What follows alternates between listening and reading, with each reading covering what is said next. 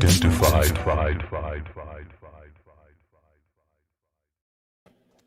Hello. Good morning, good evening, good afternoon, good day, wherever you are at. Welcome back to another episode of the Unidentified Celebrity Review, your home for credible news, reviews, and commentary on everything UFOs. I am your host. My name is Luis Jimenez, and we are going live. Another wonderful live stream. I hope you've rung that bell. I hope you've subscribed to the channel. Hope you've liked the channel if you haven't already. Today we have a really fun special guest. One of my good friends. We do a lot of improv together. He's very well known, very well respected in the improv community. Every time we have a show or anytime I'm out with this guy, someone always stops him and is like, "John, how you doing, man?" And they go and regale of stories and shows of past. And I'm always fascinated at just how many people this guy has worked with and what a smart dude he is. And I respect his opinion on a lot of things. And we've had a ton of spirited debates on the topic of UFOs. And I think he's been a little bit validated. But before we get into it, without further ado, let me bring on my good friend, John Dardenne. John, how are you doing today, my friend? I'm great. I'm so happy to be here. And thanks for that cool intro. And I feel like maybe in my head, I'm a lonely person, but I guess publicly, maybe I have more friends than I realize. I think you do, man. I think you definitely do. I mean, every time we go out, it doesn't matter where we are, there's always someone pulling you aside and being like, "Oh my God, I haven't seen you in forever," or "We haven't done a show in forever," or "How the fuck are you?" You know, like it's always someone wants to buy you a beer, catch up, talk shop, especially about improv. And, I know you've been in the scene for such a long time. In addition to doing improv, you're a writer, you're an actor, you're a multifaceted, very talented guy. And yeah, that should be pointed out. Well, you're not a lonely dude. A lot of people like you. Sometimes I think our interests maybe sometimes alien. It feels like we are alienating ourselves, but really, I think a lot of people enjoy our company and conversations for the most part. Yeah. I think, it's like that thing where most people like you or have like a benign neglect or aren't ever thinking about you. Yeah. But in your head, you're like, "Oh, I bet this person just hates me." And like, well, they're living a life that really does not include you at all. Right, at all. Okay, well, so John, let's get into it, man. I know that you and I have had, again, some spirited debates on the topic of UFOs. You have your beliefs. I have my beliefs. Hey, look, and here's the simple fact before we even get started, there's no right answer here. Like whatever your theory is versus my theory, at the end of it, neither one of us has the right answer. Neither one of us knows 100% for sure. But it is interesting to say that within the last week and a half, you've been validated a little bit here. I mean, you were definitely the first person I thought of. You were one of the first people who texted me this article. And of course, I'm referring to this article right here. Let me pull it up so everyone knows what we're talking about.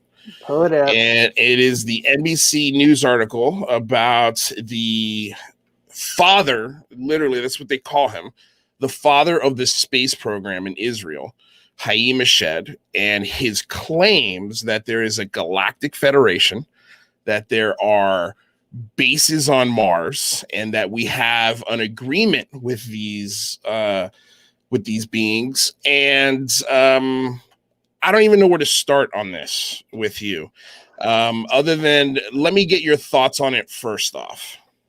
Well, it's super interesting that this is the specific detail that is being dropped through an official channel, so to speak, or, retired official channel through an Israeli aerospace and security expert. And the detail I'm talking about is like the Galactic Federation, because that's sort of I would say a talking point in a lot of internet ufology is, I'm a representative from the Galactic Federation. Right. I am in contact with the Galactic Federation. Or a lot of people, a lot of whistleblowers or sort of people with stories claiming that they have been a translator for a UN type group of extraterrestrials, or they have interacted with, or they have read briefing documents about certain groups. I think that's interesting just because it sort of addresses the alien issue on a very geopolitical angle, and it's not like it's salacious in the name Galactic Federation, but it's actually very bureaucratic in its literal sort of information. And as I'm saying, I feel very professorial, but the one thing I wanted to say just at the top too was it's funny when, like the label was like John Dardenne, actor, writer, UFO believer. And is that what I wrote? Something like that. And I'm not saying that's wrong. I'm just saying my sort of add-on to that is, like, I wish I had personal experience. I don't, right? Yeah.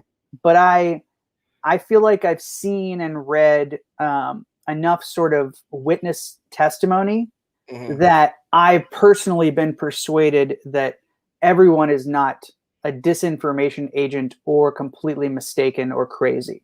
Right. And so it was through that evidence, testimony, that I sort of got persuaded. And I would just say up top that like my big, like I was very interested in this stuff, and I read some books as a kid, and I had an Area 51 poster in my room. But the Disclosure Project press conference in, I believe, March or May of 2001 was the big sort of turning point for me, where I realized, oh, here's a lot of legitimate witness testimony about a lot of stuff that's coming out now. Like a lot of stuff that's resurfacing in the phenomenon, like the documentary, James Fox's recent one, about like aliens shutting down nuclear missile silos. Right. Like that was testimony that was in the 2001 Disclosure Project, and as well as like UFO sightings, as well as UFO interfacers, as well as people seeing images of bases on the dark side of the moon. There's a lot of cool stuff in that press conference that I would encourage people to just look up. I'm sure there's still a version of it on YouTube, and then there's spin-off interviews with some of the people in an extended format. I don't know if you've ever seen or know that. That's like the Stephen Greer Disclosure Project 2001. Yeah. No, I'm very familiar with it, where he brought all of those experts from the FAA to the National Press Club, and everybody gave their sort of dissertation or experience on what they came across in their line of work, whether it be, the second in command at the FAA, whether it be a radar tower operator for the, the Army or the Navy. No, there was a lot of compelling testimony in that. And I think that's probably some of Stephen Greer's best work to date. I've got issues with a lot of the stuff he's doing now, but again, I can't with 100% certainty just throw out everything, the baby with the bathwater, so to speak, where just because his beliefs on one thing for me are a little extreme doesn't necessarily mean they're wrong. We're going to have to sort of tackle this with a much more open mind. That is for sure. Because at this point, look, you've got, and just to back up even more of what this professor is saying, and he's not just a professor, like you said, he's a security specialist and the father of the space program. And by the way, is still employed. He's not retired. This man still works for the Israeli space program. And the one thing, I'm not sure if you saw this, but Jeremy Corbell had an interview with the journalist who did the interview with Haim Eshed. I didn't see that. Okay, so it's a pretty interesting, and it's about 25 minutes long. I definitely recommend checking it out. But in that interview, the journalists, and it was my first question as well, is, well, how committed to this was he when he was talking about this? What was sort of the feel in the room? Did it feel like he was crazy, or did it feel like what he was saying he actually believed?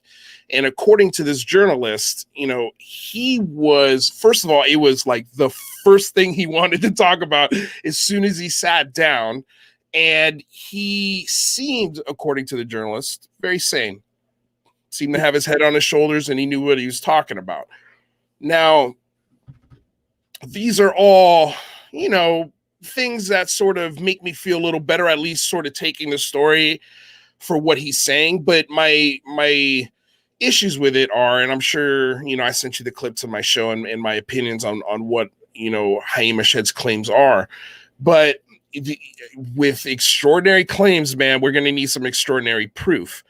So what do you think does that proof exist in your opinion? And what do you think might be next in sort of in this rumor or speculation? Well, I mean, I think the fact that he wants to talk about it, this is, I would assume that this is part of a gradual, coordinated disclosure trickle, and that, that he wouldn't break any security oaths that he has unless it's been sort of, I mean, I know he's getting old and you can make the argument, and his argument is he just doesn't care anymore, and I get that, but I would assume that this is like the To the Stars, and that it's a part of like a trickle disclosure, along with the Leslie Kean New York Times article and even like Harry Reid in The Phenomenon. What do I know there's another question there. I know, what do I think of coming next? Yeah. I mean, of course, it's all speculation. Oh, but... and can it be proven? Is there evidence? Was the other question. Right. I think the answer is that there. Or what's your in your opinion, what would be the best piece of evidence if there is any? Well, I would probably argue that the evidence clearly exists, and that it's just being hidden. Well, I guess let me be more specific. Yeah. Because on this show, I've established this phenomenon is real. There is no doubt about that. We've already got the confirmation from the Department of Defense, the Navy, pilots, video, radar tracking, cockpit recordings. The phenomena is 100% real. Past that, I don't know. So when I ask you what the claims specifically is about Martian bases, like bases on Mars, where treaties, have we, what is the proof? What is sort of the best piece of evidence that could point to that being true? Yeah. Or, I mean, first of all, do you believe in that? Is that something that you think has happened? Well, I think that, best evidence, right? So you could you could consider some of the documents purporting to be about MJ-12, which is the supposed control group to study UFOs from a civilian / military 12-person control group that theoretically, or at least supposedly, was founded in 1947 around the National Security Act, and founded the CIA and the Air Force, and just after Roswell. And there have been a lot of documents showing that this MJ-12 group, at least based on these documents, appears to have existed. And I know there's documents like that say the phenomenon is real and not fictitious, right?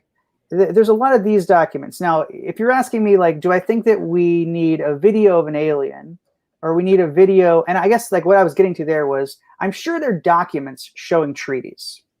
I'm sure there's some document somewhere that show a treaty that Eisenhower made, or that Truman made, or there's a lot of like with an extraterrestrial civilization. There's a lot of conjecture that there were treaties made in that time with Truman and Eisenhower, and there's conjecture, and there's you can find on YouTube certain people who worked on military bases who claim that they saw like the president being ushered into this group, and there's also an element of like the Holloman Air Force Base story of a UFO landing and a discussion with a president. And I guess what I'm saying is, like, there's probably documentation from enough far back ago that would demonstrate like diplomatic relations with other extraterrestrials like ourselves. Right. I guess the reason why I'm saying that is because, let's say you release a video of an alien, and I'm sure there's probably been a video of a real alien somewhere released. And there's one that I really love that's on YouTube that, to me, for my money, is like one of the best alien videos out there. Which one is it? Is it? Don't tell me it's that Bob character. Is it the? Maybe. You don't Skinny Bob. It's called Skinny Bob. I think it could be Skinny Bob. Let me just confirm it while we're here. Well, yeah, I'll look it up. I can play the video on our feed. I mean, you sound from your tone, you sound very fucking skeptical. Okay, so I've done a deep dive on Skinny Bob, and from my understanding on it is that it is an incredibly beautifully done piece of CGI. There's a couple of things that you could point to that don't make any sense with the Skinny Bob footage. Hold on one sec. Yeah, it's like there's one list or one YouTube link where it's like KGB alien. But yeah, Skinny Bob is the one I'm thinking of, and I love to play it for people and let them look at it. But my whole point is that, like, you release a video like this, you're going to have a ton of people who are going to debunk it, or who are going to be like, well, this doesn't make sense. This shadow is impossible. This pixel is impossible. And so it's going to be hard to just be like, well, they just need to release a picture of an alien or a picture of a UFO. And so I actually think that it's probably going to be more likely that we're going to get like diplomatic information from the past. Yeah, so this is the Skinny Bob. Obviously, this is a low res kind of thing, but it looks like filmish, which is good. Yeah. Well, it looks this one just could be. I think they're playing it in slow mo. Yeah, I don't know. Hold on, let me find a better one. I'm sorry, you were saying? Oh yeah. Well, I just think that it's probably going to be that they're going to start telling the story. They're going to backdate the story because they don't want to talk about anything present day. Yeah. And so I think we're going to get more trickles that are backdated. Mm-hmm. And so I think like, and I will say this, and yeah, these are cool alien videos, right? So like you can't tell, these look real and they look old. You don't know, somebody could have totally faked these. Yeah. And some of these interstitial Skinny Bob-ish videos don't look as real. But it's the one main Skinny Bob video. And I'll tell you the one part of it that made it seem real to me was, when you ever got your vertical jump tested, your vertical leap? This is a Skinny Bob right here. So this is the guy. I feel like if this is a puppet, it's done really well. I mean, the eye blinks, the facial features. To me, this looks the most realistic. Okay. But they're about. Go ahead. No, I was gonna say, well, okay. So I for a long time I also agreed. I was like, man, this is a really. First of all, the origin of this video is one channel. It's on YouTube. It's the only video that's ever been posted on that channel. It doesn't have any other things that it's like. There's nothing else that's happened with this channel other than the posting of this video. Some say that it is a genius work of CGI because I believe the year it came out was 2004 or 5-ish, somewhere around there. And the first thing that they pointed out was this jumpsuit and sort of the uselessness of it. Like, how do you it looks like a sweater, right? But look, it's a turtleneck around his neck. How do you pull that over that enormous head? Like, if you're going to put that sweater on, unless you're zipping it up from the back, how do you put that thing on, right? I mean, I guess. I'm just telling you the arguments. Yeah. The other thing that they had pointed out is sort of the edges of Skinny Bob. And if you really look at them, you'll see like CGI degradation as it plays. And to add a filter of old film is a very, very good way to hide detail.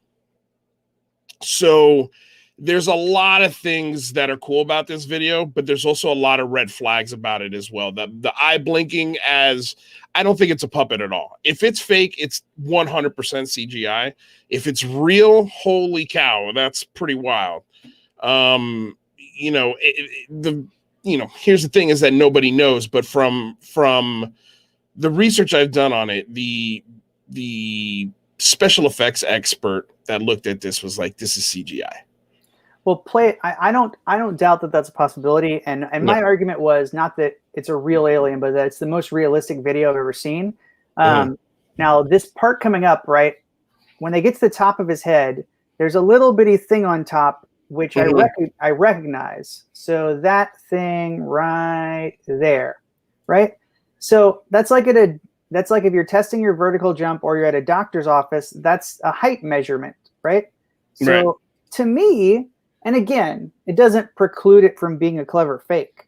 But to me, if you were taking a video of an alien foot to head in a sort of scientific way, and it was allowing you to sort of photograph it, the idea that like it's being measured in that sort of clinical medical way for its height, I was like, oh, like that seems like really interesting to me. Yeah.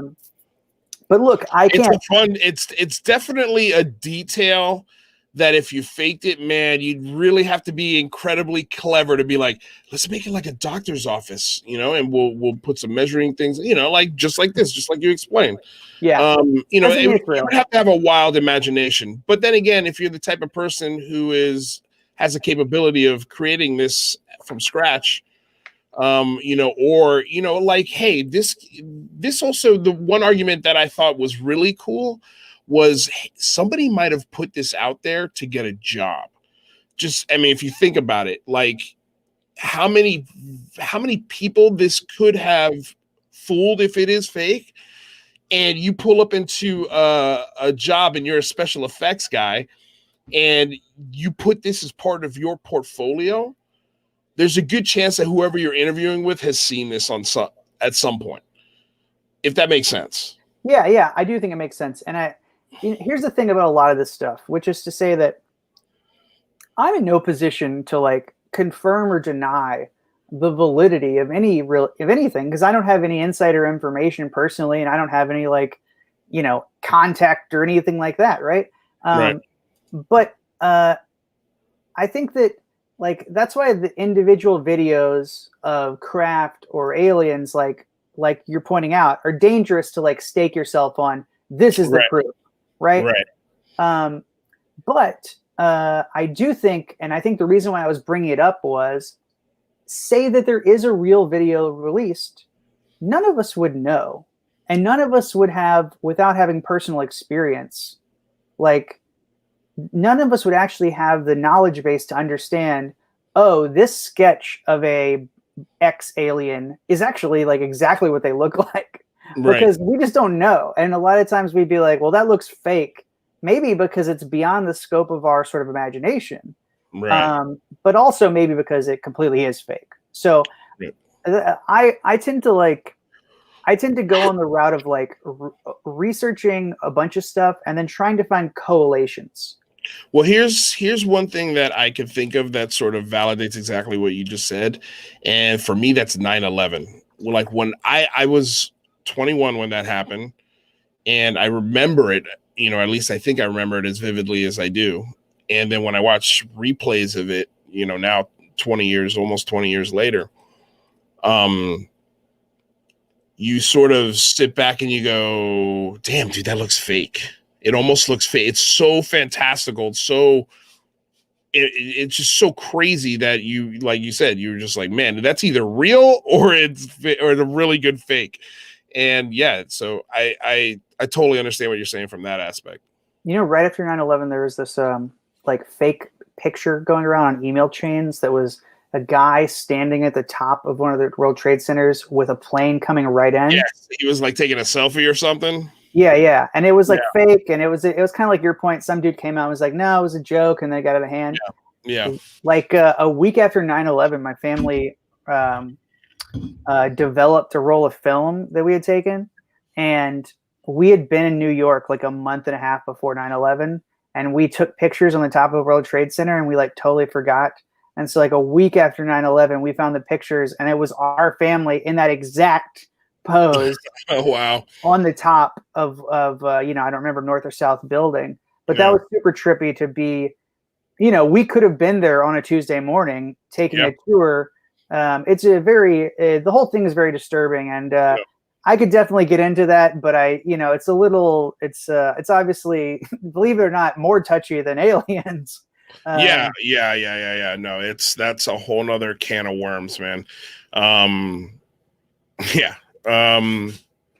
Well, the thing, you know, here's the thing, right, is that, again, like this sort of viewpoint has not been, I wouldn't say it's been validated, but there have definitely been some, I guess I'll call them confirmations. Like we just had former CIA director John Brennan come out and say that UFOs are a very real possibility. And not only that, but they also might be extraterrestrial. You have, former Israeli space, or, not former, but current space administrator, Haim Eshed, talking about galactic federations and bases on Mars. You've got, pictures that were just leaked by the Department of Defense from, with strange objects being, taken pictures with by pilots flying F-18, Super Hornets. It's the information in the last month that has come out has been pretty mind-blowing. And I guess for me, the thing that I'm going to have to see, especially from like a Haim Eshed, I would like to see more of his colleagues come out and back him up. That would be nice. If somebody else in the Israeli space program came out and was like, yeah, everything Haim is saying is pretty on point. If nobody does that, I would like to see some sort of what research has he done that he can point us to that can maybe shed a little light on what he's talking about. That would be nice. A lot of even just coordinates on Mars. If that base is true, if that is a real base, coordinates would be nice. Something, some kind of information. And did he say, I forget, did he say underground base on Mars or above ground or neither? He said an underground base on Mars. But even if you have an underground base on Mars, there's got to be some way to get into it. And there's got to be some sort of landing zone close to it. I mean, how do you get in there? There's got to be an entrance, right? Presumably. Yeah. Well, and, there have been a lot of other people who have made claims about Mars. Yes. And so I think that bit of information has to be considered within the context of those other claims. And that's go ahead. Sorry, I didn't mean to cut you off, but I was just about to ask you, do you know who is the next most credible person that has made claims like that about Mars? The next most credible person? Yeah.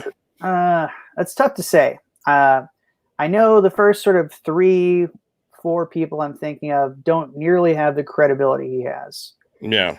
That's kind of the problem, right? Like I want to believe this story more than anything in the world. I want this to be true, but for me, there's got to be some paper trail. There's got to be something that points in that direction, where at least, hey, look, here's the starting point where I started. Start here and then figure out your way like I did. But he hasn't even provided that. I'd say maybe someone not with the same amount of credibility, but someone with perhaps more credibility than others could be William Tompkins. Did you follow his story? I don't think so. I don't remember you sending me any of William Tompkins stuff. So, no, that's okay. That's okay. I don't think, I mean, it's okay. You don't have to be sorry. I mean, look, man, there's so much information out there. It's hard to get all of it, so I'm okay with being naive. So shed a little light on William Tompkins. Okay. Well, it's this, his sort of story. He started talking a couple of years back and then passed away. And so it's not as fresh in my mind, I'll admit, but I'll try and give a little bit of generalities. And I only hesitate because I don't remember exactly his thoughts on Mars, but I'm sure I can Google it and find it. But generally speaking, he was someone who sort of as a young person was a savant in that he could like look at an aircraft carrier and like create a model or a sketch that was directly proportional. So much so, or he could make a model of it that was perfectly proportional and then included some elements that were even classified that he could sort of just eyeball from a peer. And through that, he got sort of scouted in a way. I'm not doing justice to his story, but essentially he gets involved with the military and he is working for a, I believe, Navy admiral, and his name's going to come to me, but he's an Australian man who came to the U.S. and then became a Navy admiral. And the program that he was a part of initially was disseminating German UFO tech to American companies. So there was a spy network of American allied spies in Germany. This is obviously a World War II era. And they were pilfering German advanced aerospace tech / potentially off-world tech that was either back engineered or handed down or whatever, according to his story. And he was creating packages of this data and information that then was being sent to American defense contractors and aerospace companies to spur development. And then later he becomes involved in sort of the prototypical, so the early stages of what people might call the secret space program. Okay.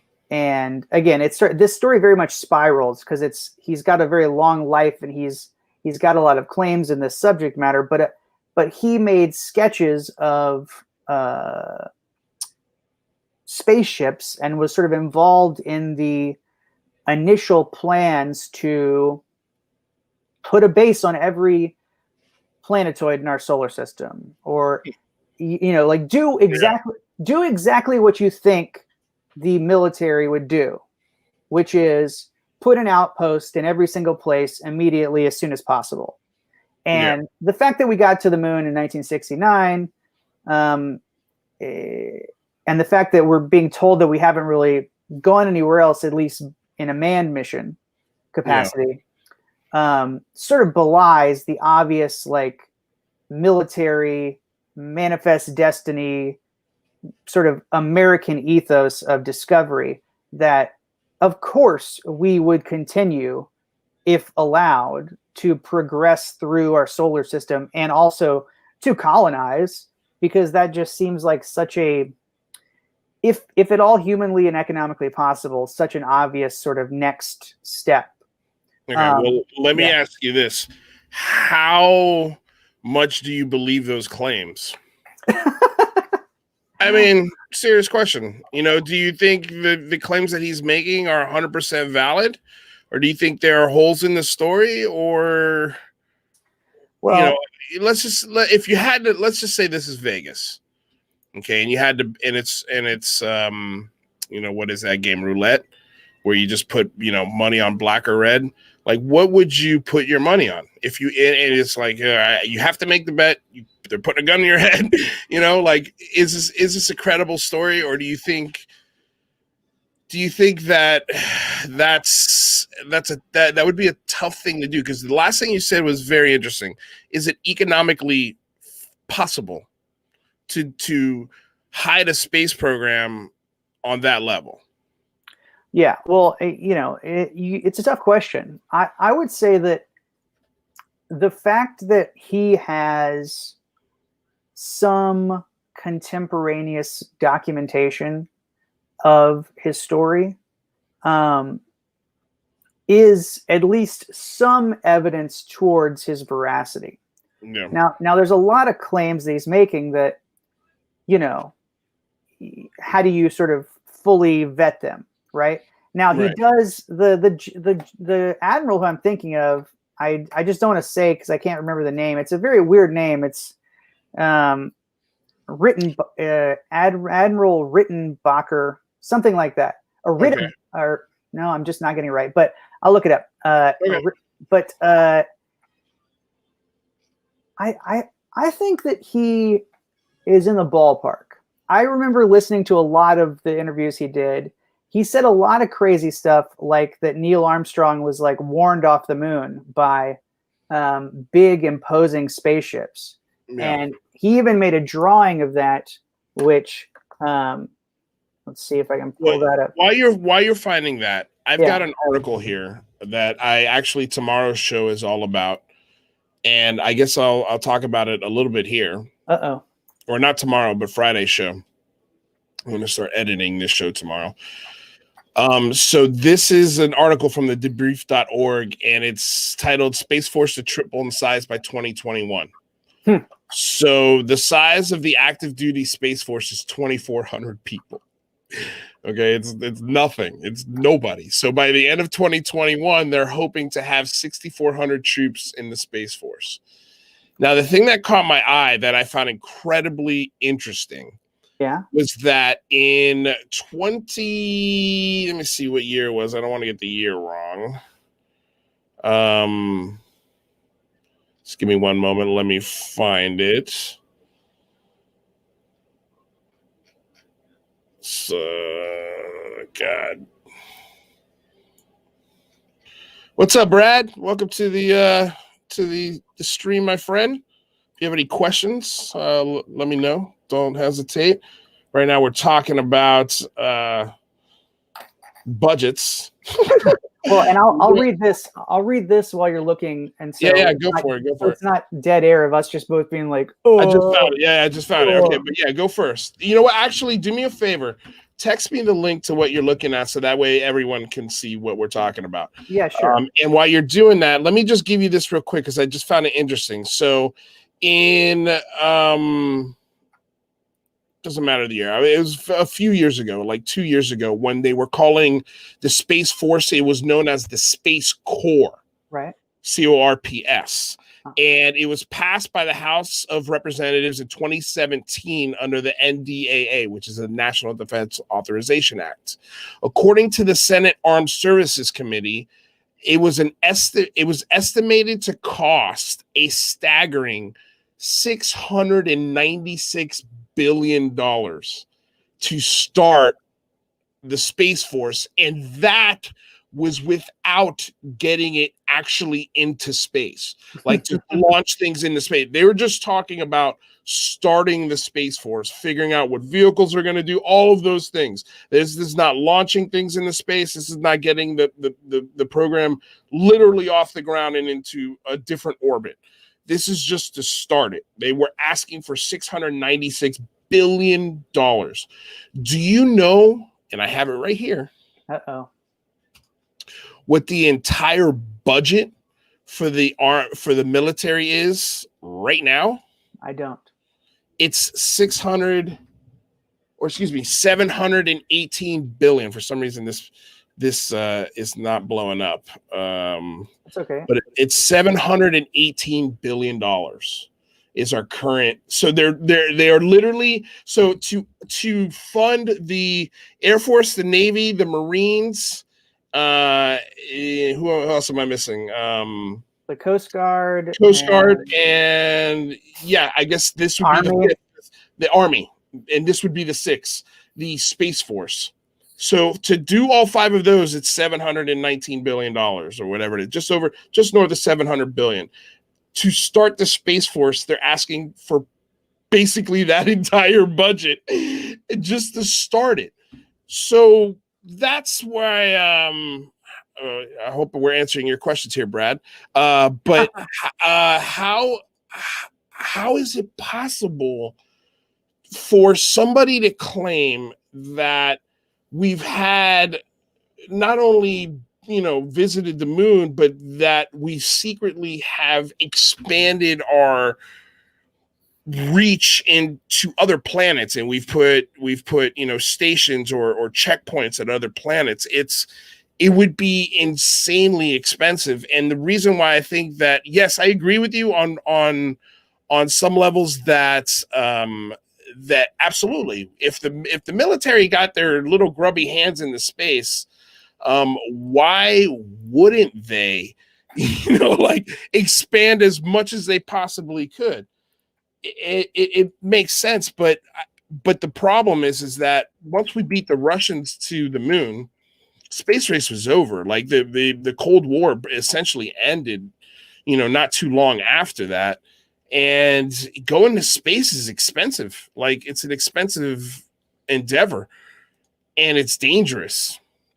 It's incredibly dangerous. So it's like, you know, you would have to show me just a budget. Just give me a paper trail that says, yeah, we've been to Mars, we've been to the moon, we've got, and I'm pulling up this article right now, John. So yeah, what do you think about that? Is that just insane for me to ask for that?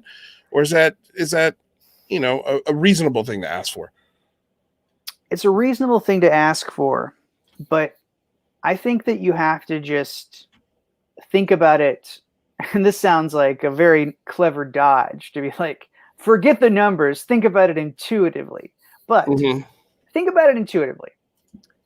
And this is not an argument that's new to me, but in 1969, when we went to the moon, and this picture that you're pulling up is a William Tompkins drawing, and he claims to have been watching the real live feed or the unedited live feed, and that he said that is what was encountered on the moon in the crater, was a very imposing show of force from another ET force. So this picture that we're looking at, the claim is that who built this? Who built these ships? Yeah. I mean, I believe he describes them as extraterrestrial. Okay, so they're not human-made ships. So these are ships that are hovering over a crater on Mars? On the moon. On the moon. Okay. And this is during an Apollo mission, and this is I believe Apollo 11, and this was what greeted our astronauts, which there had been like sort of this famous quote from Neil Armstrong that was featured in a Timothy Good UFO book that, like, he says, we were warned off the moon. They were, the craft were menacing or intimidating. I do forget the word he used. But this was William Tompkins claimed to be a part of the program, and was actually watching the sort of not public live feed. And again, this is just a part of his story, because I know he's got a big story, and that's why it's difficult to jump around and sort of encompass in my. Yeah. Well, I mean, look, let's just let's just for a second say that this story is true, that this is what Apollo 11 encountered when they landed on the moon. It would make sense that the priority, militarily speaking, would be to get out there as soon as you possibly can, right? And try and figure out what the hell's going on and see if we can, you know, from a military standpoint, if this thing can be beaten. Are they a threat? Like, why are they there? There's so many questions that would arise to me if this drawing that I'm looking at right now is real. But again, like, you would have to, we're not talking about, John, like, I mean, you're talking about trillions and trillions of dollars, probably something worth more than the GDP of the entire United States, to conduct a space program on this level. Well, let me make an argument to you. Okay. So what I was getting at initially was that obviously the technology advance that we've seen from 1969 to 2020 has been truly remarkable. And the fact that, like, technology wise, we just retired the, like, you know, that like space shuttle like a couple years back, it really makes you think, like, what the hell's going on? Why isn't the technology in space advancing like it is every year in our iPhone? And again, that's not my argument. That's just logic, and that's been made by a lot of people. I think the answer is the technology has been advancing, but it's held and guarded as a state secret because it is so valuable. And I think that it's being, I would venture to speculate that it's been used to do off-world things. And much like every other example of exploration and colonization on Earth, this likely led to treaties and trading. And we had this discussion maybe 2 years ago in a parking lot outside of an improv show. And I was like, you got to listen to me. but I think that, like, an argument for where some of this funding to go, in addition to the argument that, like, you know, the day before 9/11, Rumsfeld said, like, we can't follow however many $1 trillion is unauditable from the Pentagon. And yeah, they'd lost like I think it was almost $1 trillion. It was something a couple insane. trillion, and and that's only. I know they tried to like audit the Fed and audit the Pentagon, and there's been not a lot of success in tracking down a lot of lost money. So even if you don't think that's enough money to fuel this endeavor, I would say that as a clandestine operation, there are means in which that operation could at a certain point start funding itself via trading or importing, exporting, etc. Now that gets to like more intergalactic or rather inner sort of species commerce, which I only mention, I'll let you talk, is connected to the Galactic Federation, because that's where it connects back to this sort of like that would mean that if what you're saying is logical, right? Or let's just say the speculation is true, then that means you would have to look at the top 5 richest people on the planet and go, okay, are they funding a secret space program? So Jeff Bezos, he's worth, I think, what, $1 trillion? How much is Jeff Bezos worth? Well, what's funny, Lou, is like, I don't know which side of this argument you're making, but you're kind of like, you just stepped right into Musk and Bezos, who are both doing their own space programs. Yeah, they're both doing their own space programs, but they're not, I don't think they're visiting Jupiter. Well, I'm saying, they're building bases anywhere yet. You know what I mean? Like, that's what I'm saying. I agree. Like, I was just about to say, like, when you mentioned the lack of progression in the space program, first thing I thought of was Elon Musk. I'm like, well, that guy's space shuttles, every time I look at them, there's something new and cool on it. Like, it's a constant improvement of the tech that they're going on every single time. It's like a space shuttle 2.1, 2.2 up until it's a 3.0. Like, they're constantly evolving that space program. And the reason why is because it's not run by the government. There's no waste. There's no permission. If they want to do something, they do it. It doesn't have to go through 14 different people. It doesn't have to go through bureaucracy before that change is implemented. So, but even that space program is, he's putting everything he has into it, and they've just figured out how to land and reuse rockets. Let me come. I think you make a really good point about the way that they're progressing quickly, but let me make a different point that's related, but I'm going to come at it from a different angle. Okay. Right. You have sort of, sorry, I lost my train of thought. Now I'm trying to find it again. No, it's okay. I was just talking about, like the improvement of the space program at SpaceX and things like that. But I mean, even Jeff Bezos, like, he's jumping into the space development side of things, and he's having a hard time with it. Okay, so I got it back, and I'll come back to Bezos. But the thing is that we can all agree that there are advanced Air Force planes that are classified to the heavens that we don't know about, because we've seen this process happen where suddenly, like, the B-2 bomber or the Blackbird or all these different like stealth planes have been slowly declassified after they had been in use for decades plus prior. Yes. So we all agree that the Air Force has some secret planes that they don't tell anybody in the public about. For sure. And they're not operating on a private sort of level of production. Like your point about like the government itself can't progress because of bureaucracy. Well, it seems very much as though the Air Force is very much capable of progressing very advanced technology within the bureaucracy of government. But you want to know why, right?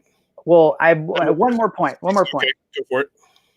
The final point is just to say, of course, NASA and our space program that predates Space Force has done the exact same thing. And of course, only logically, our space program has classified advanced aspects that are not told to the public, which therefore would then be told to adversaries in other countries. And intuitively, that means that we have had a secret space force. And you're sort of arguing like how much money could have possibly been allotted to the secret space force. And these are actually great questions, but questions that I have no capacity to answer, because like I can speculate on how money might be made within the clandestine program, and I can speculate about how money might be pilfered from the Pentagon, but I don't know. But you see my point that like if we know that the Air Force has clandestine vehicles, of course intuitively and sort of empirically we know that the Space Force prior to Space Force would have clandestine advanced vehicles. And the very nature of that means that we have had a secret Space Force prior to Space Force. Yeah. Well, okay, so let me see if I can tackle what you said. I understand what you're saying, but again, it's the enormity of it is what I'm having a hard time wrapping my noodle around, and sort of how you can hide the enormity of it. Because again, you've got Elon Musk, who I don't think he's dumped $1 trillion into his space program, but I would assume it's probably pretty close. And you know, it's still just crawling out of its infancy, but it's progressing at a nice level. But to answer your question about how the government is efficient on clandestine top secret projects like that, is they don't do that. They contract that out to a Boeing or a Lockheed or a Battelle, and they are the ones, those private companies are the ones who make those planes, those top secret bombers, those missiles. Those are the people who get the money. And then it's who's going to build the cheapest jet and the most efficient jet, and that takes all the needs that the military needs. Oh, it's you? Okay, you get the money. So why not? Why doesn't that apply to NASA as well? Because, well, I mean, look at what NASA's done. They've only, first of all, they don't have the budget of the military. NASA's budget doesn't allow for the freedom of a SpaceX. They're hand tied. NASA. Somebody has a great idea in NASA, and they've got to go through 14 different people and prove that their idea is worthy of going. And after all of that, it's 4 years, and already that technology's passed. So let's reframe the question, okay? Okay. Because again, as much as I wish that I have been granted access to real information, I am merely speculating on things that I've read and watched, right? Yeah. A lot of the people who claim to have been involved in these programs say that they're housed and have been housed, the secret space program, so to speak, has been housed under the auspices of the Navy and the Air Force. And there have been competing programs within both the Navy and the Air Force.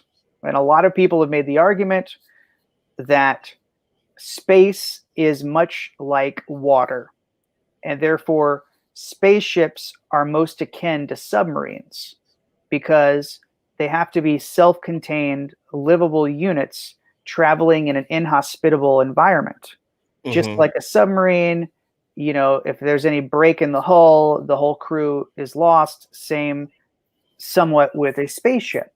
And so the idea that the Navy would put space submarines, for, you know, layman's terms, actually makes a lot of sense. And again, this is just sort of speculative sense that, like, to me and my sort of my dumb actor pea brain that like it makes sense to me.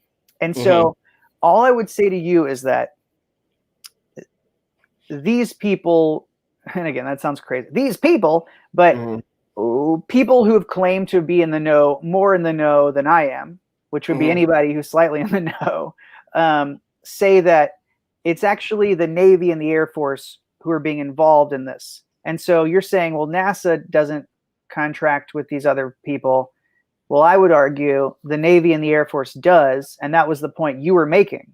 And so then it begs the question, how much of this sort of clandestine program has been buried in Lockheed and Boeing and Raytheon, and insert your aerospace military contractor here. And I would just add at this moment the famous, possibly apocryphal, but I think real quote from Ben Rich, the former head of Lockheed Skunk Works, who told a group of engineering students at UCLA in the early 90s, "We now have the technology to take ET home."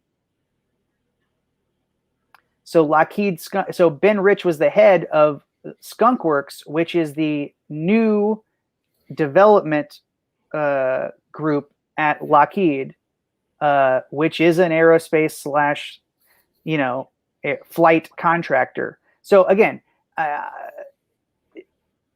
I don't think it's impossible that this sort of a program, the type of program that military brass would say is literally the future warfare, or that, like, I think there's I believe it's is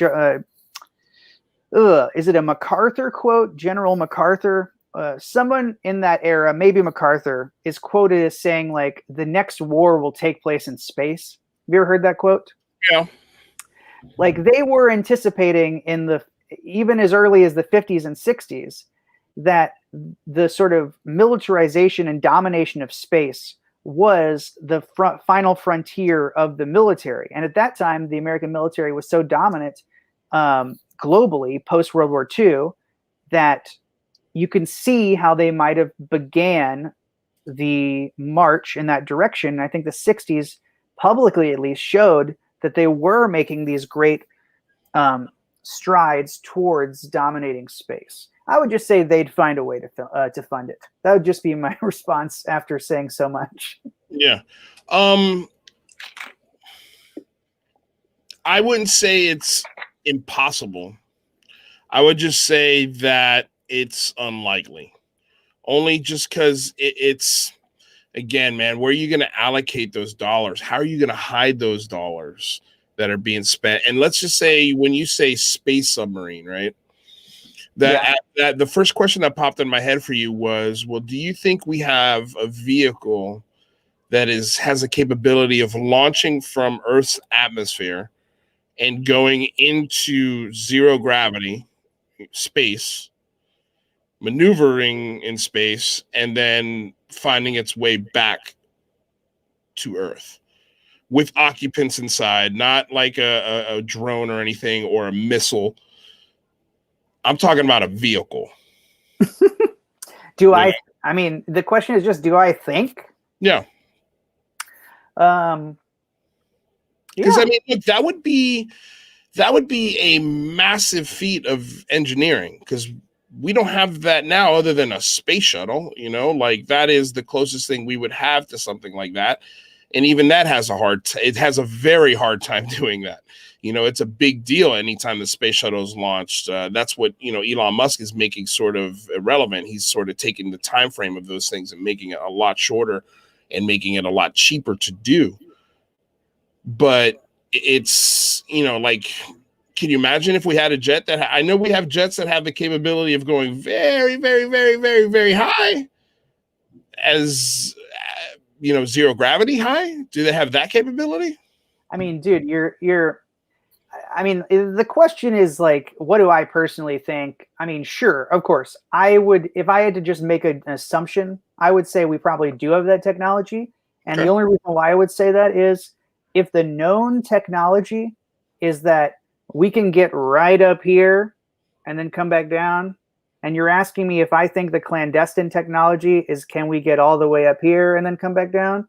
Mm-hmm. I don't think that's that big of a leap. Now, I agree, it's a huge technological feat. And I'm not downplaying the sort of, like, science required to understand how to get out of the atmosphere and then out of our sort of, but also do it as a military operation, like with troops, with, and also you're fighting in space. That's a completely different style of fighting. That's not like landing on the beaches of Iwo Jima. Every planet you land on is going to have a different gravity. And if you're fighting in the 0 G of space, that is like, if you shoot a gun, first of all, How do you shoot a gun in space? What kind of weapons are in space? But let's just say you can shoot a gun in space, right? Yeah. The forces would offset. The bullet wouldn't go anywhere. Like it would be, you would go this way and the bullet would go that way. And does that make sense? Like it would be a very difficult thing to try and fight in space. So I guess my question is, if you have a vehicle that has a capability to do that, we're talking about a military vehicle. It has to have the ability to do something militarily. I guess a military advantage would be to exit the atmosphere and pop up on the other side of the earth pretty quickly. That's a military advantage for sure. But then do they have the capability of popping, say, in China in 15 minutes and then popping back out and coming back into California in 15 minutes? Like that's a very impressive vehicle if it exists. There would have to be a paper trail for a budget for a vehicle like that. And if it's, say, like a space submarine where it's got a crew, is it a crew that stays in orbit? If so, how big is that vehicle? Is there like if there's a space station, if there's a place where they can go and they can rest and they can eat, or or do missions as if it's a submarine but in space, wouldn't that be visible? Wouldn't you be able to see it, like, say, the space station? There are a lot of, I guess, technicalities that would have to be overcome to hide something like that, I guess is what I'm saying. Yeah, well, let's go back to the two. I mean, there's so many things, Lou. I mean, I could just go on and on forever. Yeah. Well, I mean, that's why I have you on, man. Like it's fun. I know. Well, here's going deep. And by the way, you're the first person I've had on, other than like, a Martin Willis or someone from the History Channel or somewhere where you might know way more than I do about this topic. So, and we've had these discussions over and over and over. It's just hard for me to believe those stories of a space force, a space program, clandestine, bases on Mars, like all of those things, all of those fantastical claims that I would love to be true. I need something other than just a guy telling me. And that goes for anybody. I don't care if that's Lou Elizondo, Tom DeLonge, or whoever. Like there's got to be, like I said at the beginning, with these extraordinary claims, there has to be extraordinary proof. You're saying you think I could be in Blink-182? Yes. Well, look, in the Disclosure Project 2001, there was a woman who claimed that like she was a part of an operation in NASA to airbrush out UFOs. I do remember that woman. And that woman's story was what led to Gary McKinnon, the UFO hacker in Britain, hacking into Johnson Space Center Building 5 or whatever she had said she worked in to try and find UFO documents. Now, he claimed... Go on. No, I just want to... But Gary McKinnon never printed out anything. There was nothing that there was no hard evidence to Gary McKinnon's story other than what he said. And I mean, he was arrested, but just because he was arrested, I mean, he was a hacker. The dude was hacking into all sorts of stuff. And he's also had Asperger's, if I'm not mistaken. So that could, if he's a UFO guy like you and me, and we had Asperger's and we also had the capability of hacking something, like, it's, for me, it's not that far-fetched to go 1 + 1 = 2. Maybe it's just a story that he sort of made up in all of this craziness that he's been looking at. But okay, I just wanted to put that out there. There's nothing that Gary has actually brought to the table other than the story. Well, and I mean, like, and he, I'm not citing him as the end-all evidence. Right. What I'm saying is, as early as 2001, you have a woman saying she's willing to testify before Congress and saying that she worked at NASA airbrushing out UFOs from pictures. So you're asking, like, do these UFOs that we make have to also be like invisible, or how do we keep it secret? I'm saying here's one tangible example of someone 19 years ago claiming that they'd be willing to testify before Congress they're involved in that specific cover-up operation. Now, Gary McKinnon did claim that he found a document that had a picture of a UFO, and he was on like a dial-up modem, and it was like very slowly loading, and like halfway through it loading, they like kicked him off the system. And he was using admin logins. So he was he was hacking, but he wasn't hacking because he was like just going in and like using the admin logins. He was also typing in like he was just figuring out the easiest path because people were using like password for password in the early 2000s. Yeah. So it was, He was a smart IT dude, and he also had an interest in this stuff.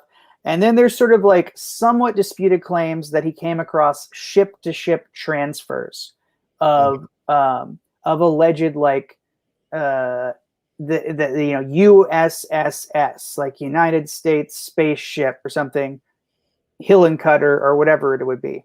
Now I've heard some people say, here's why this isn't true. There's no way that information would have been on like that computer system. And maybe so. Who knows? I don't know.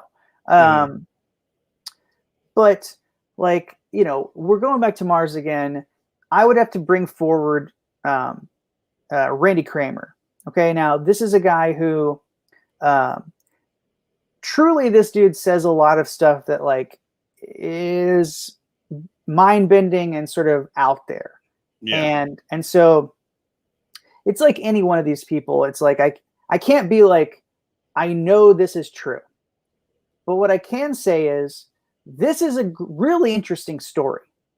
And his story, along with a couple other people, when put in the context of the Israeli security aerospace experts saying their base is on Mars, suddenly gets a lot more possible. Doesn't mean it's accurate, but it suddenly becomes a lot more possible. Well, I can't argue that. And Randy Kramer's story is that he's also gone by a pseudonym Captain K. And his story is that he was a part of Space Marines, which were a breakoff of the Marines that Eisenhower founded in the mid-50s. And he didn't trust the CIA because it was getting too infiltrated by Nazis and Project Paperclip, and as NASA was highly infiltrated by Nazis from Project Paperclip. The grandfather of the American space program was a Nazi rocket scientist, Werner von Braun, among others. And so Eisenhower, being a military guy, thought that he needs to create a military branch to deal with this off-world situation. And so according to Randy Kramer's story, Eisenhower founds the U.S. Marine Corps Special Section. And according to his story, that is essentially Space Marines. And they, have all kinds of fun, interesting side technology about how they develop these soldiers. I won't get into that, but it's definitely crazy. And his story... Oh, sorry, go ahead. No, I was gonna say, you've sent me a lot of Randy Kramer stuff. I've listened to a lot of Randy Kramer stuff. I've given you my opinions on Randy Kramer.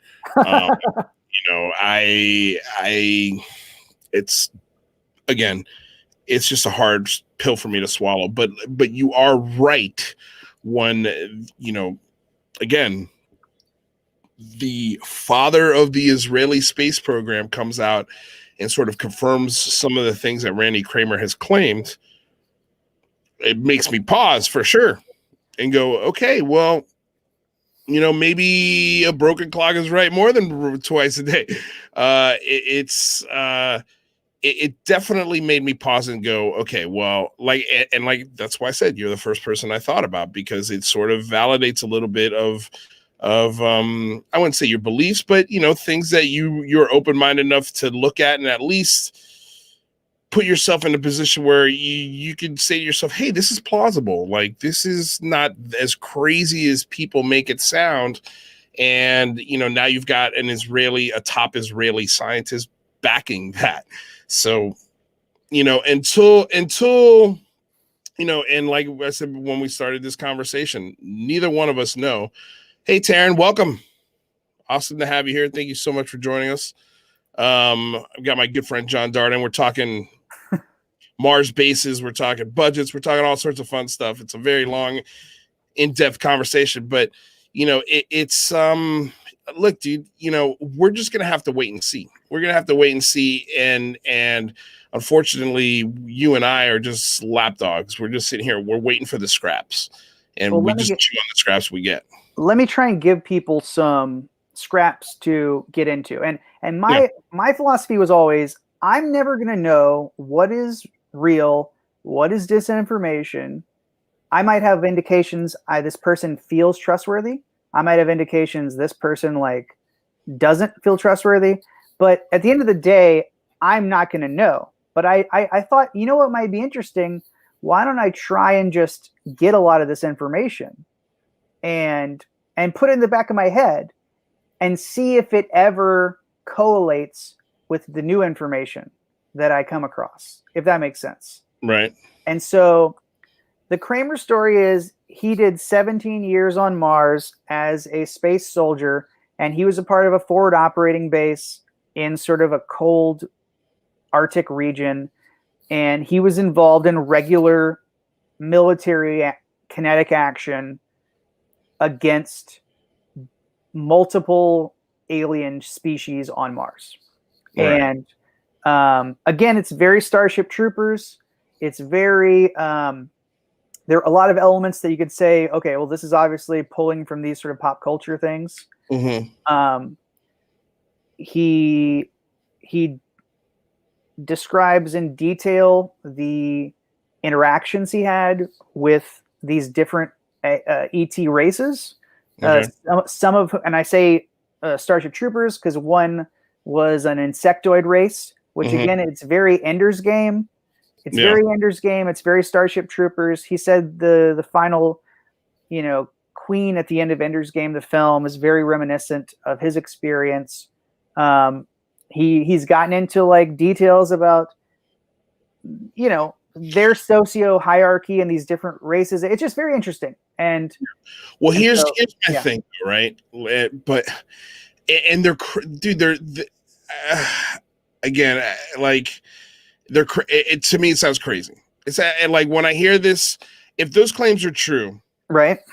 Do you have a suit, like an old suit you used to wear, a helmet, gloves, a name tag, a badge, pay stubs? How did you get paid? There are all sorts of things.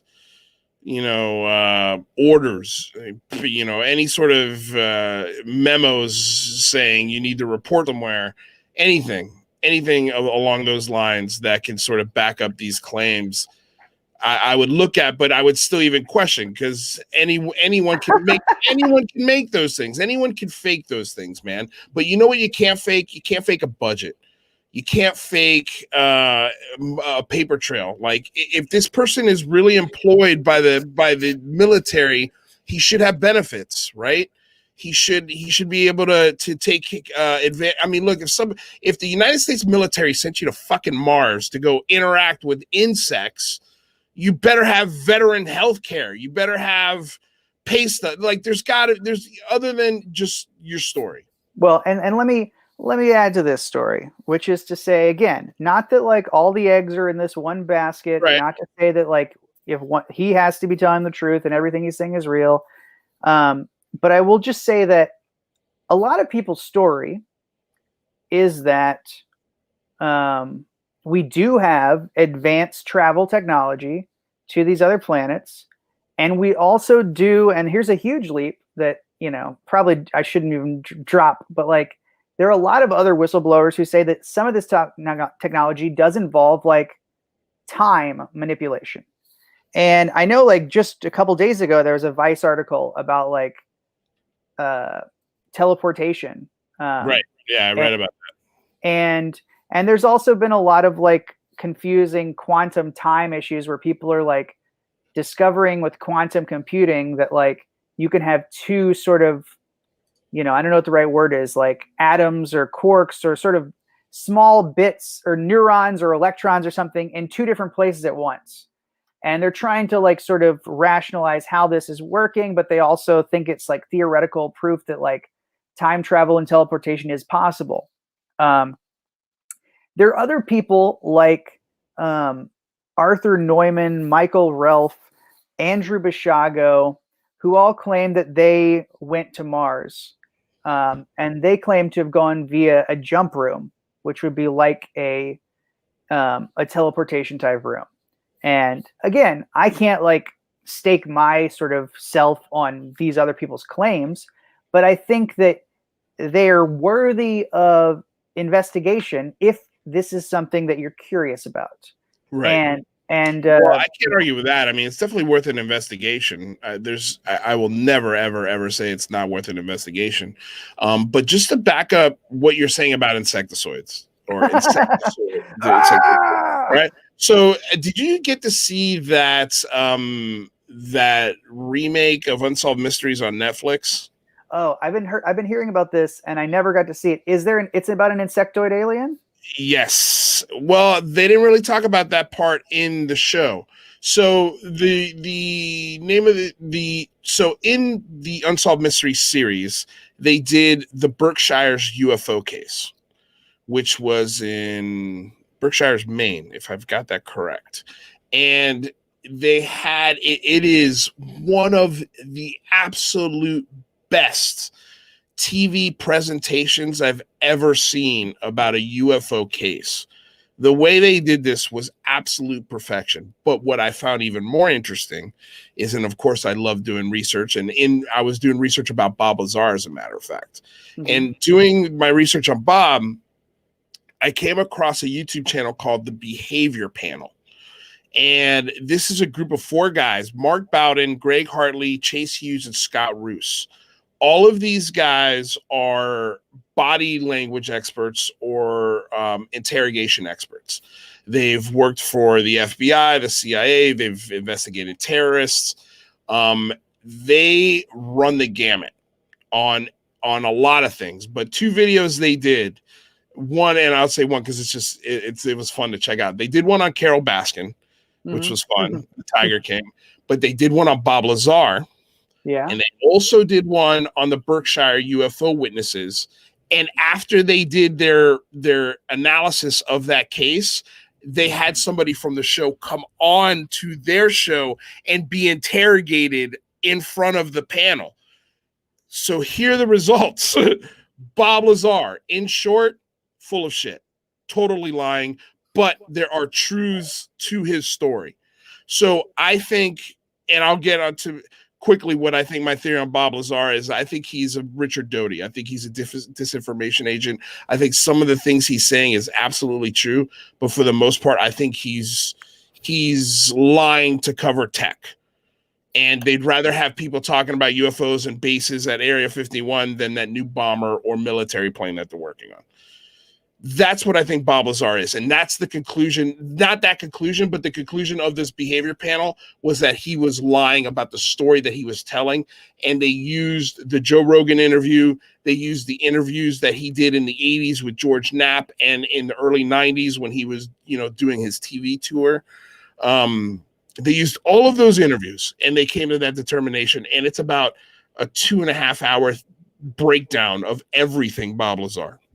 So it was, for me, a very hard video to watch and swallow because I wanted to, I believed Bob Lazar. I believed a lot of what he was saying was true. And then I saw this and I'm like, oh my God, not again. Now I got to go back and do my research on Bob Lazar again. So then the Berkshire UFOs case came out. They did their analysis of that case and they came to the determination that everyone in that show was being honest. But one person in particular that they interviewed, that they had come back on the show, they interrogated him on the show. And at the end of it, he left. And then they came back and they did their analysis of it.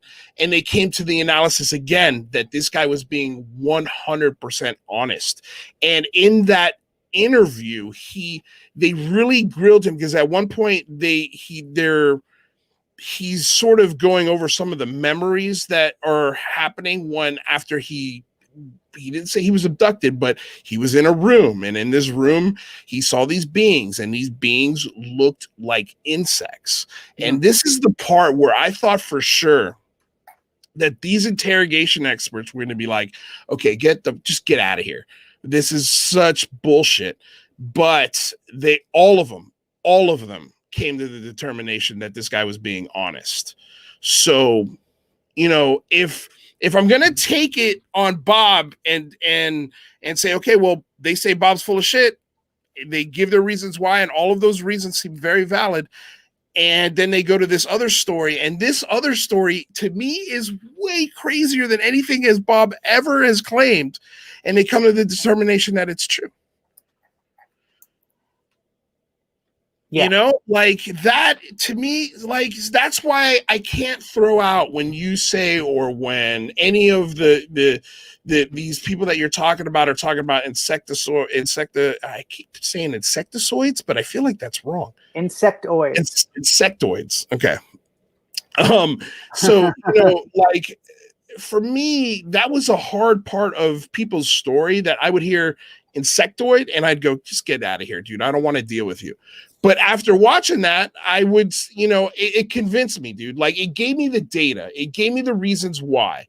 And once you put those on the table, it's going to be really hard for someone like to me to come back at you and go, nah, bullshit. Like I call bullshit. You like if the research is there and the facts are laid out by people who are, at least I'm not going to speak for you, but way smarter than I am, right? And this is what they do for a living. I've got to respect that expertise. I may not agree with all of it, but I got to respect it and I got to listen to it and I got to take it and sort of apply it to what my overall belief is. So, you know, again, just going back to the beginning, like you don't know. There's no information that you have. You're just going off of the things that interest you and you read into them and they seem to make sense. And the bottom line is that I don't know either, but when an Israeli space scientist is saying the same things you're saying, I got to stop and go, okay, maybe there's something to look at here. You know, maybe I'm wrong. And look, if I'm wrong on, yeah, the military can hide a $3 trillion budget, no problem. You know, even though our national budget is 1.3 trillion, you know, like, yeah, sure. Like if you can prove that to me, then I'm in, dude. I'm all aboard. But those are the things that for me, you know, that's just kind of where I am at. That's kind of what I need. Yeah. Well, you know, and just to give like a little bit even more sort of foundational information just for anyone who's potentially watching. You got 4 viewers right now. They're watching. They're in. Taryn, Brad. I don't know who the other two are. Probably one of them is my girlfriend for sure. Michelle. Well, I'm talking to you, Taryn, Brad, Michelle, another number 4. Well, look, like Bob, I'm going to give you some rapid fire stuff because I mentioned like Andrew Bashago. He's a really interesting time travel cat. I would look into his story if you're interested in time travel and the sort of potential of government involvement in time travel. Okay. Now, the only reason why I'll say a connective tissue is, you know how I was saying, I like to look at these stories and see, is there any sort of correlation? Yeah. Bashago says the time travel program he was in, the liaison to the program was Donald Rumsfeld in the Nixon administration. And Randy Kramer says when he finished his tour of duty, they had like hey, Michelle, they had a sort of like farewell ceremony after their tour of 20 years off world. And he said Donald Rumsfeld came to that ceremony in, I believe, 2006 and gave a speech. Now, whatever, that doesn't prove anything. I'm just adding a little bit of correlation. Here's some threads for people to pull. Where I'm coming from, at least. Yeah. Bob Dean is a UFO speaker, I think, who's passed away. There's plenty of Bob Dean videos you can find. He was a command sergeant major in, I believe, the Army, and he was stationed in Paris at the SHAPE headquarters, the Supreme Allied Command Center, essentially like the NATO command center in Paris. Mm-hmm. And in the early 60s, there were a bunch of UFOs that were racing over in airspace between the US and Russia. And there was a big concern that these UFOs were going to trigger a world war because we were on heightened alert, Cuban Missile Crisis, etc. And so his story is that the NATO Supreme Allied Command ordered an assessment, and he said it was called an assessment of the situation. And that assessment was actually kept physically in the office in the Supreme Allied Command office in Paris. And he said he worked there and he would read the assessment when he was in the office late at night, when he was one of the few people holding down the office. And I encourage people to look at Bob Dean. He's got plenty of slides and stories. He's even got some declassified, or rather, he's got some images that he claims were pictures from some of the Apollo programs that went to Japan because Japan had made a deal to get copies of all of our Apollo images. And these are images that never were released to the American public, but the Japanese copies eventually came out. And I'm sure I can Google and find those, but they show like miles long UFOs tracking the Apollo program. Yeah. Okay. Well, while you're checking that out, I mean, I think we've gone over sort of our thoughts on this Galactic Federation and space program and sort of how we feel about what our stance is on what the possibilities of this are. Yeah. So I guess let's move on to the next thing. And that is that today it was announced that Lou Elizondo, Steve Justice, and Chris Mellon are now leaving the To the Stars Academy, which is the program that was, that helped release that New York Times article in 2017. And yeah, so they went, I guess Lou Elizondo went on Coast to Coast AM and announced that these guys were leaving. Didn't, from what I understand, didn't really give reasons why. Sort of the rumors flying around is that TTSA is out of money. A lot of folks are wondering, okay, well, what happens to my investment now? None of these things have been answered. No public statement has been made as of yet. But I just wanted to get your thoughts. I mean, what do you think? I mean, they haven't ruled out going back to military service of some kind. I don't know. What do you think? Well, it kind of you the like sort of you never leave the intelligence agencies, and right. When you do leave, there are offices set up to set you up with jobs, and the idea that like Elizondo quit right before joining To the Stars Academy, to me was like, okay, so this is like absolutely a part of a military operation. And if you look at like the origin stories of To the Stars Academy, which is to say, if you listen to the early Tom DeLonge interviews, the whole thing is that DeLonge approached the military. Right. And he approached the military and said, I think you should be a part of disclosure. I think I would be beneficial in the narrative as I am sort of a rock star who has some sort of following with young people. And I think you should tell your story sympathetically, not, I would help you tell the story of disclosure sympathetically to the military, not critically.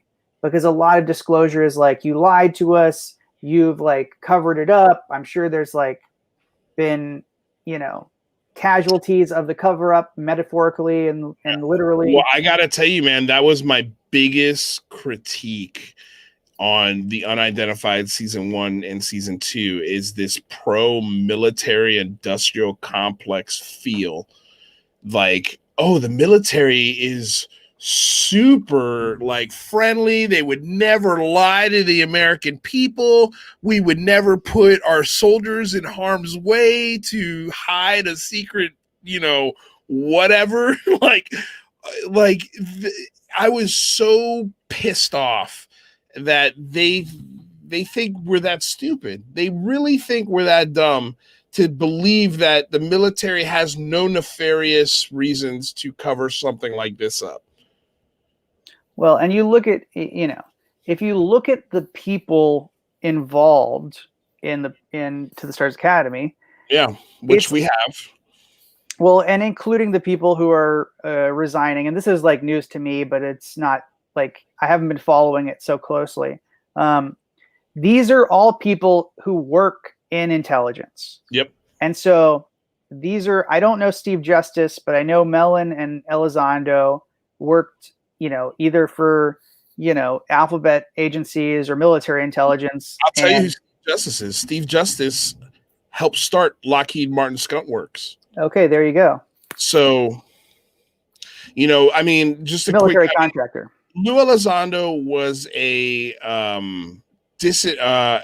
was a, God, I always say this incorrectly, but he was a spy essentially in the field. Yeah. He was he would provide the enemy with wrong information and gather information. He was an intelligence officer. Yeah. And Chris Mellon, first of all, comes from the Mellon family, which is already just, if you want to get conspiratorial, yeah. God almighty, like that ever heard of honeydews? Yeah. Ever heard of like here come the togas and the sacrificial bodies, like that is every time I think of Mellon, that's what I think of. But that aside, let's just say Chris Mellon, antelope.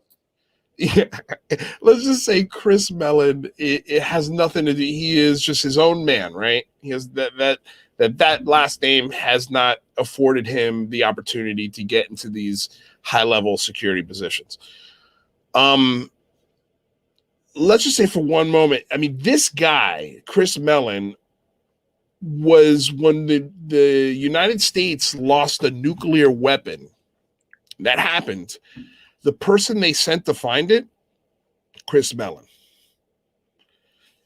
Like, these guys are high-level intelligent officers that have access to a lot of secret programs, especially Chris Mellon. That guy had access to a ton of stuff. And so, yeah. Go on. Well, I was going to add the real like sort of quandary or query I would have is, are they leaving because their job is done, right, or are they leaving because this mechanism is no longer effective? Yeah. And I think it's clear that there's still a very like progressive, not in political, but just a progressive trajectory of disclosure, and we're living through a drip limited hangout, disclosure of the program, and the formation of Space Force, I would assume, is an opportunity to create an umbrella organization to house the Navy and the Air Force secret space programs. And, there's all this argument over whether or not it should stay as part of the Air Force or whether the Space Force should be as a component of the Air Force. And then eventually congressionally and with, I'm sure, the executive, they decided that they were going to make a new independent organization. And I think that's probably because the Navy didn't want to give all their information and their progress to the Air Force's program. And so maybe it was a compromise that they start a new military organization that both could contribute. But look, these I don't have any answers for why they would leave. All I know is that their presence in this disclosure project demonstrates that there are large components of the U.S. government that are trying to disclose this information. And for one of the first times in, I think, a long time, it's not being completely debunked and overwhelmed by counterintelligence operatives. I think there have been plenty of other people who've tried to tell the truth. You got your James Forrestalls who were suicided, and you got your people who've tried to leak these MJ-12 documents, and you've got people who've no doubt released amazing UFO pictures and amazing alien pictures. But again, it's all a sea of like, we don't know what to believe. And so sometimes they get tracked down pre-internet and destroyed or confiscated. And then post-internet, sometimes they just get lost in the fray. But this is one undeniable example of the government from on high saying, like, hey, can everybody pay attention to this?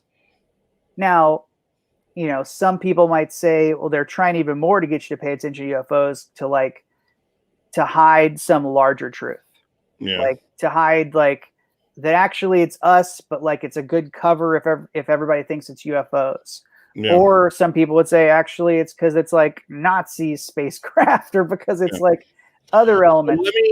Let me ask you this. What do you think are the odds that this To the Stars and the involvement of these guys in this program was nothing more than just a drum up of a outside threat so that they can accelerate the growth of the Space Force? Do you think that the government is just giving us this alien threat, this story, and let's just say for a moment that none of it's true, that we're not being visited by anything, and this is just 100% fabrication of the U.S. military to get a bigger piece of the budget to fund this Space Force? What do you think the possibility of that is happening? I think it's unlikely, given the historical evidence, at least in the 20th century. I think it's unlikely that the whole thing is fraudulent. But that doesn't mean that it couldn't have been, the aerospace threat element couldn't have been emphasized to garner funding for, Space Force or anything else. Yeah. I mean, let's say Haima says what he said is correct. There's a galactic federation and there's some sort of treaty in place, and that the military is leaking pictures and is leaking audio or whatever it would take to convince Congress and senators.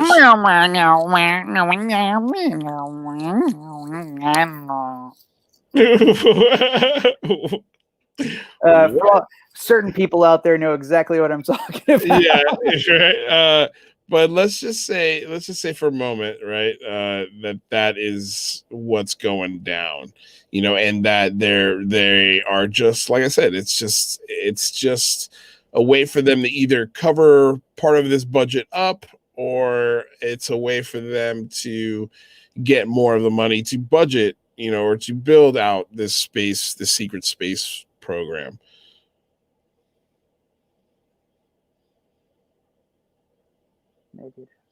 Maybe. Well, I mean, look, I just don't. I would say that it's perfect. I would say that it's highly likely that this was done with a military objective at hand.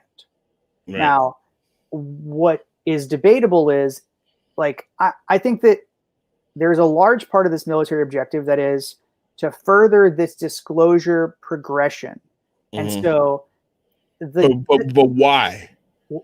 Well, I think, if I'm being optimistic, I'm mm-hmm. saying that there are a lot of people in the program who know that this information is too big and too important to be secret, and that, cliched as it is, humanity does deserve to know the truth. But it also could be, it also could just be that, I'm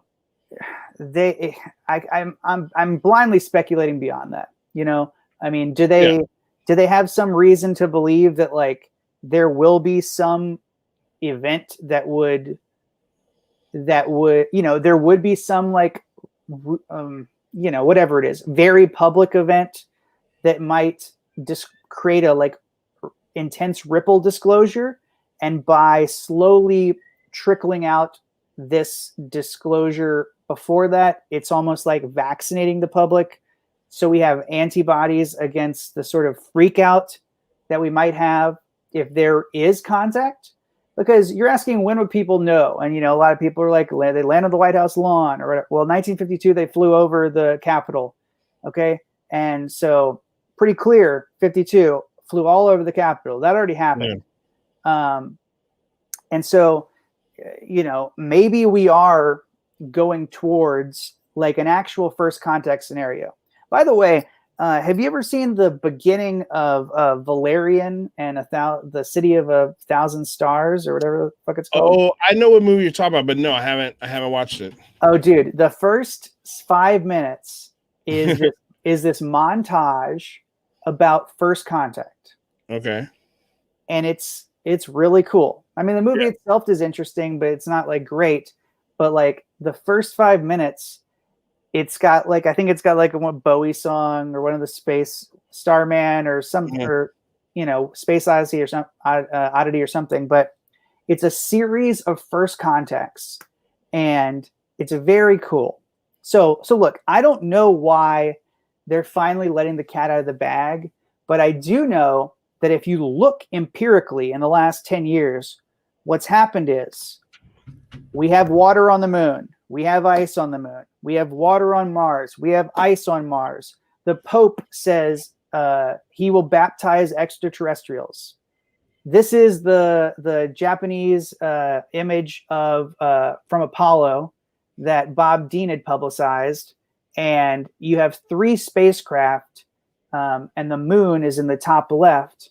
And this is from the view of an Apollo lander, or not a lander, but a ship. And the largest spaceship on the right, when white, whatever that, turned negative, the image, you can actually see tiny little UFOs bouncing off of it like an aircraft carrier, or being, or coming off of it, or flying out of it, or coming into it. But you can also see its shape, which is so fascinating and interesting. And to me, it's quite possible that these are real UFO images. Yeah. And this is like, one would have to assume multiple miles long.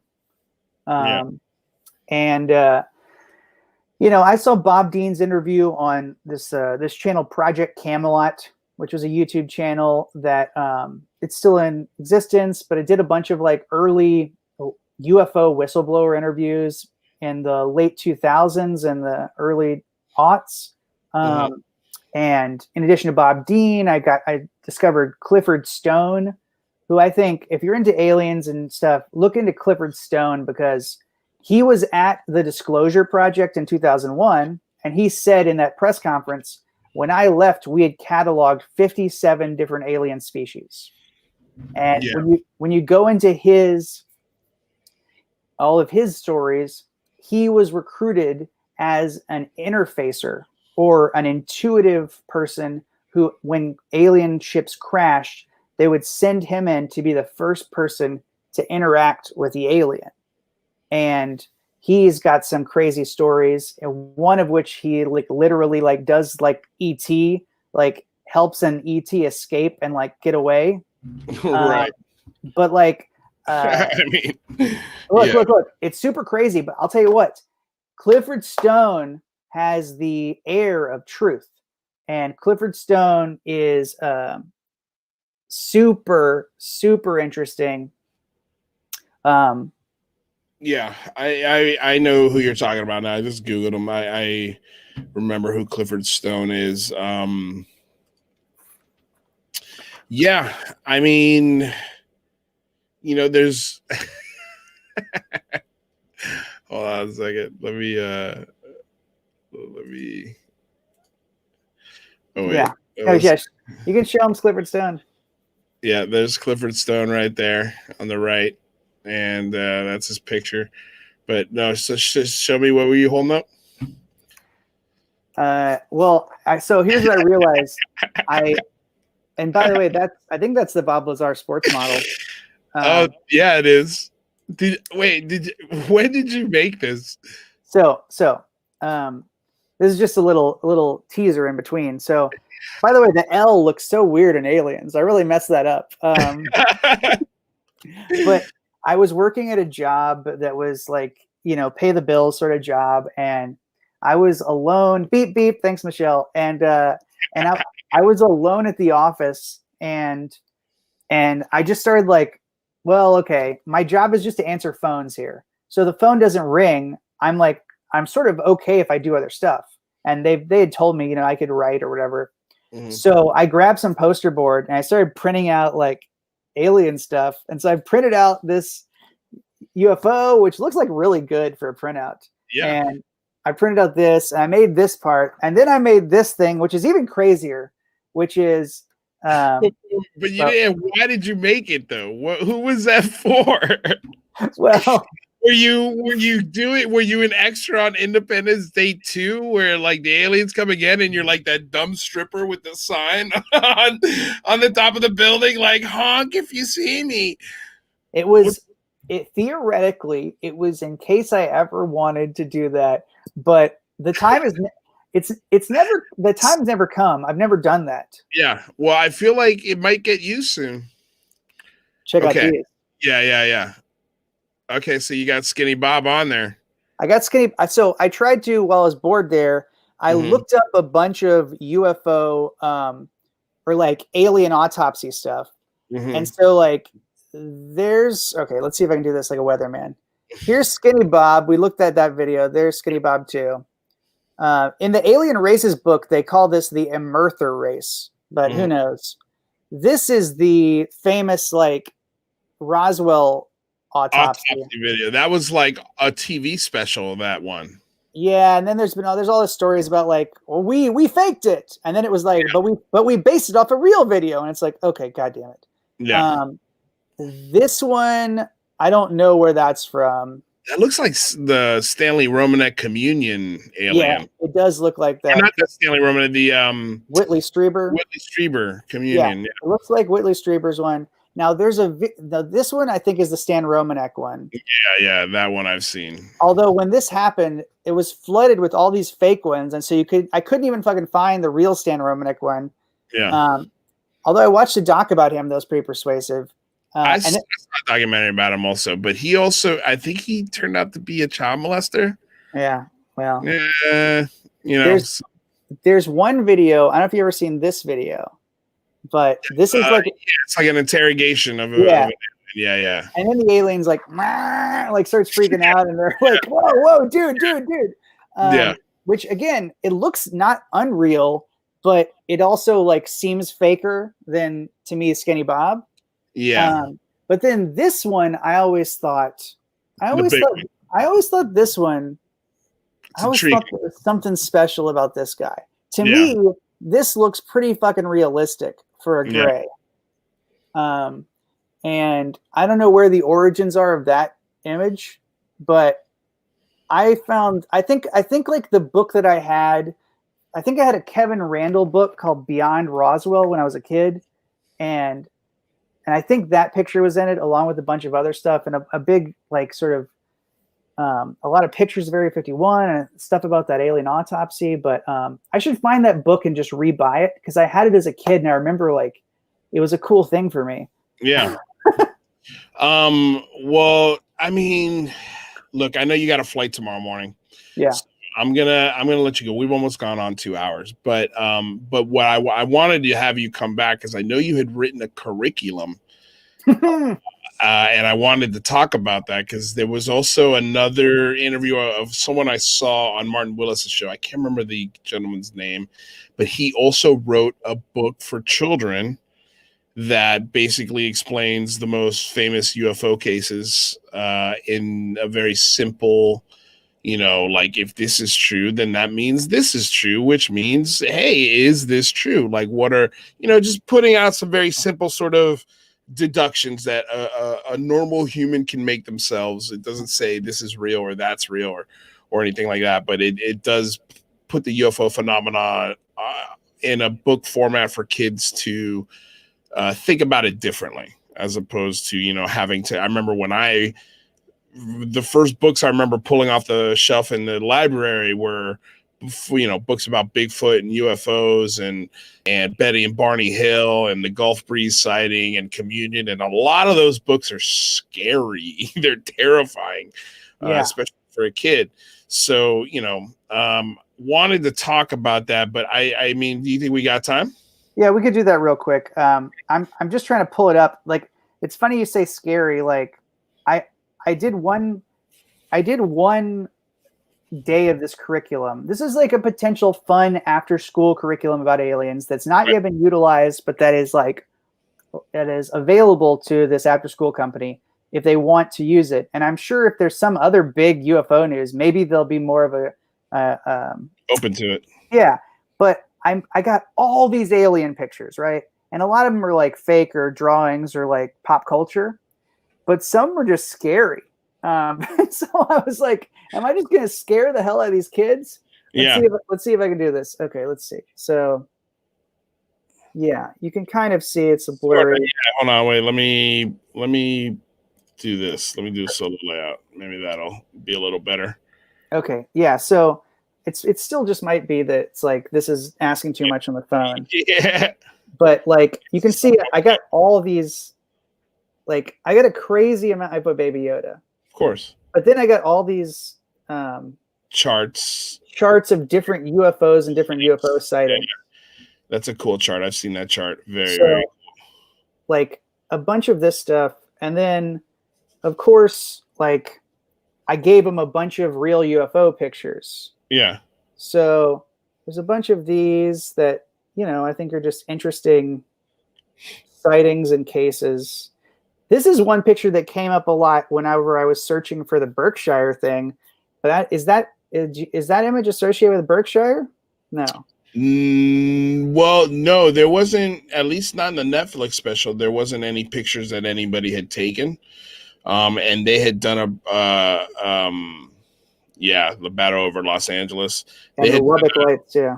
Yeah, they had done a pretty good job at sort of pinpointing on a map where all of the witnesses were when the event took place, and sort of they did a nice telling of where the craft was through the town and where those witnesses were as this craft was moving through the town. Dude, you gotta check it out. It is so good. But yeah, I mean, look, dude, I don't think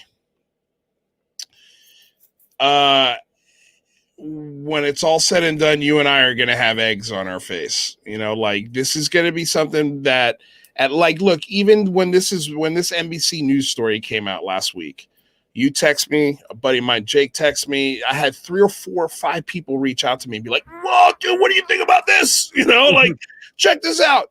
And it's coming, dude, if this picture, and let me pull it up. As you pull it up, I'll just say that like an interesting thing in the curriculum is I had one day where like the kids break off into groups and one pretends to be an alien race and one pretends to be humans, and they like negotiate a first contact and try and come up with some sort of like common interests. And of course I have like draw yourself as an alien or draw an alien or draw a UFO or draw your own UFO. But it's for someone who's so interested, I had to really like keep it really basic for the kids. You can see with all those pictures, I didn't succeed in some instances, but I would love to like teach that class and engage people's imagination. Yeah. Well, what I was going to say is, look, I mean, this is the photo that came out recently that was leaked from the Department of Defense. Right. That shows this, object not way off in the distance. A lot of people are arguing that this is some sort of, Party City balloon, which I think is the most ridiculous thing. So stupid. And they're trying to argue that this picture is taken at 30,000 feet. I'm just like, you're nuts, dude. Like, you're crazy. But the thing oh, wait, I was supposed to click on that story. The thing about this story is that this came out of one of 2 briefings, right? This photo. Right. And the beautiful thing about this leak, for me anyway, is that this leak confirms that the report is real. And if that report is real, then that means that the other report that's floating around could also possibly be real. And the photo that is, God, why did they take it out of this article? Oh, you know what? It wasn't this article. That's why. It was a different article. I I don't know about another photo, but I do know that it's not a photo. What it is that it's an artist's rendering of what the other report has. Oh, okay, I did see that. And it's it's God, I can't believe I can't find it right now, but it's in here somewhere. It's a triangle photo, where this thing had apparently just come out of the ocean and was rising at a decent rate of speed. And when apparently the F-18 fighter pilots took a picture of it, and when they took a picture of it, that's that artist rendering is what it looked like. I can't find it right now; it's driving me crazy. But anyway, so my point is that if that first report is real, and that this photo was one of the photos that was being talked about before the photo was released, and then the photo gets released, which confirms the report, that means that the other report is real, that the rumors of this photo, the artist rendering, is probably very accurate to what the real photo looks like. We're not going to know until, of course, that report is leaked or somebody releases it from the Department of Defense or the Navy. But that, for me, was, I think this is huge news. And here's the thing. Photos are great. Photos are sensational. Photos get normal, everyday people that don't pay attention to this stuff to pay attention to it. But from a science perspective, photos are the worst piece of evidence we could possibly use. The radar tracking. And if that picture exists and a report was filed and there was an investigation launched, they probably have the cockpit recordings of that event. I would love to hear the cockpit recordings of that event. I would love to see the radar tracking, if there is any radar tracking of that thing coming out of the ocean and then going into space. I don't look. You and I discussed. Do we think that the United States has a vehicle capable of going from Earth's atmosphere to zero gravity and re-enter Earth's atmosphere? And I think the conclusion is, yeah, that's more than likely happening. But do we have a vehicle that goes from the depths of the ocean to the atmosphere to zero G's? That I don't think we have. That's a whole nother ball game right there. Yeah, it's beyond like we'd only have to guess, because that's a huge jump. And underwater, maybe to the depths of the ocean, is asking a lot of a craft with the pressure involved. But yeah, dude, the propulsion system. What kind of propulsion system would you need to fly, to create lift, to be able to go through, the atmosphere of the ocean, and to be able to work also in space with zero oxygen? That'd have to be one advanced propulsion system. Yeah, well, and just to tag on your point, I think there's a video of some of the Congress people walking out of one of those briefings, and they're very they're shook.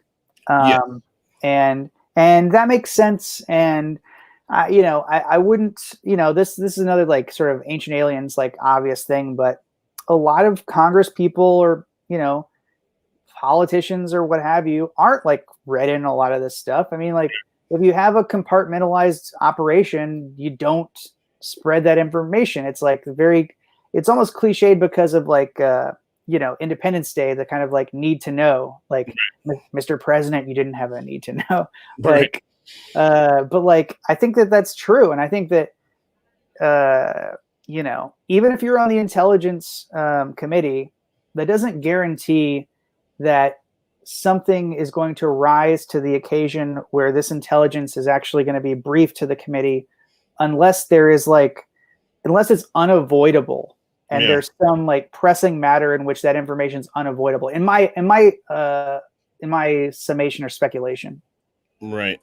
Well, I can tell you this, man. If there is a photo that is floating around in an intelligence report that is being handled by senators and congressmen, I mean, dude, that would, I think that these people are just as interested in this phenomenon as you and I are. Oh, okay, sweet. I found the picture. There it is right there. So that's the allegedly what is floating around in that report.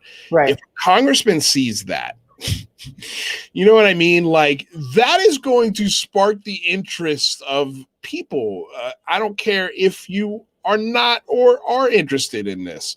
This is going to cause some rumblings, I guess you could say. And that's exactly what's happening. There's rumblings going on at the Senate Intelligence Committee level. And I agree. I think there are parts of this report that are classified and they do not have access to whatsoever.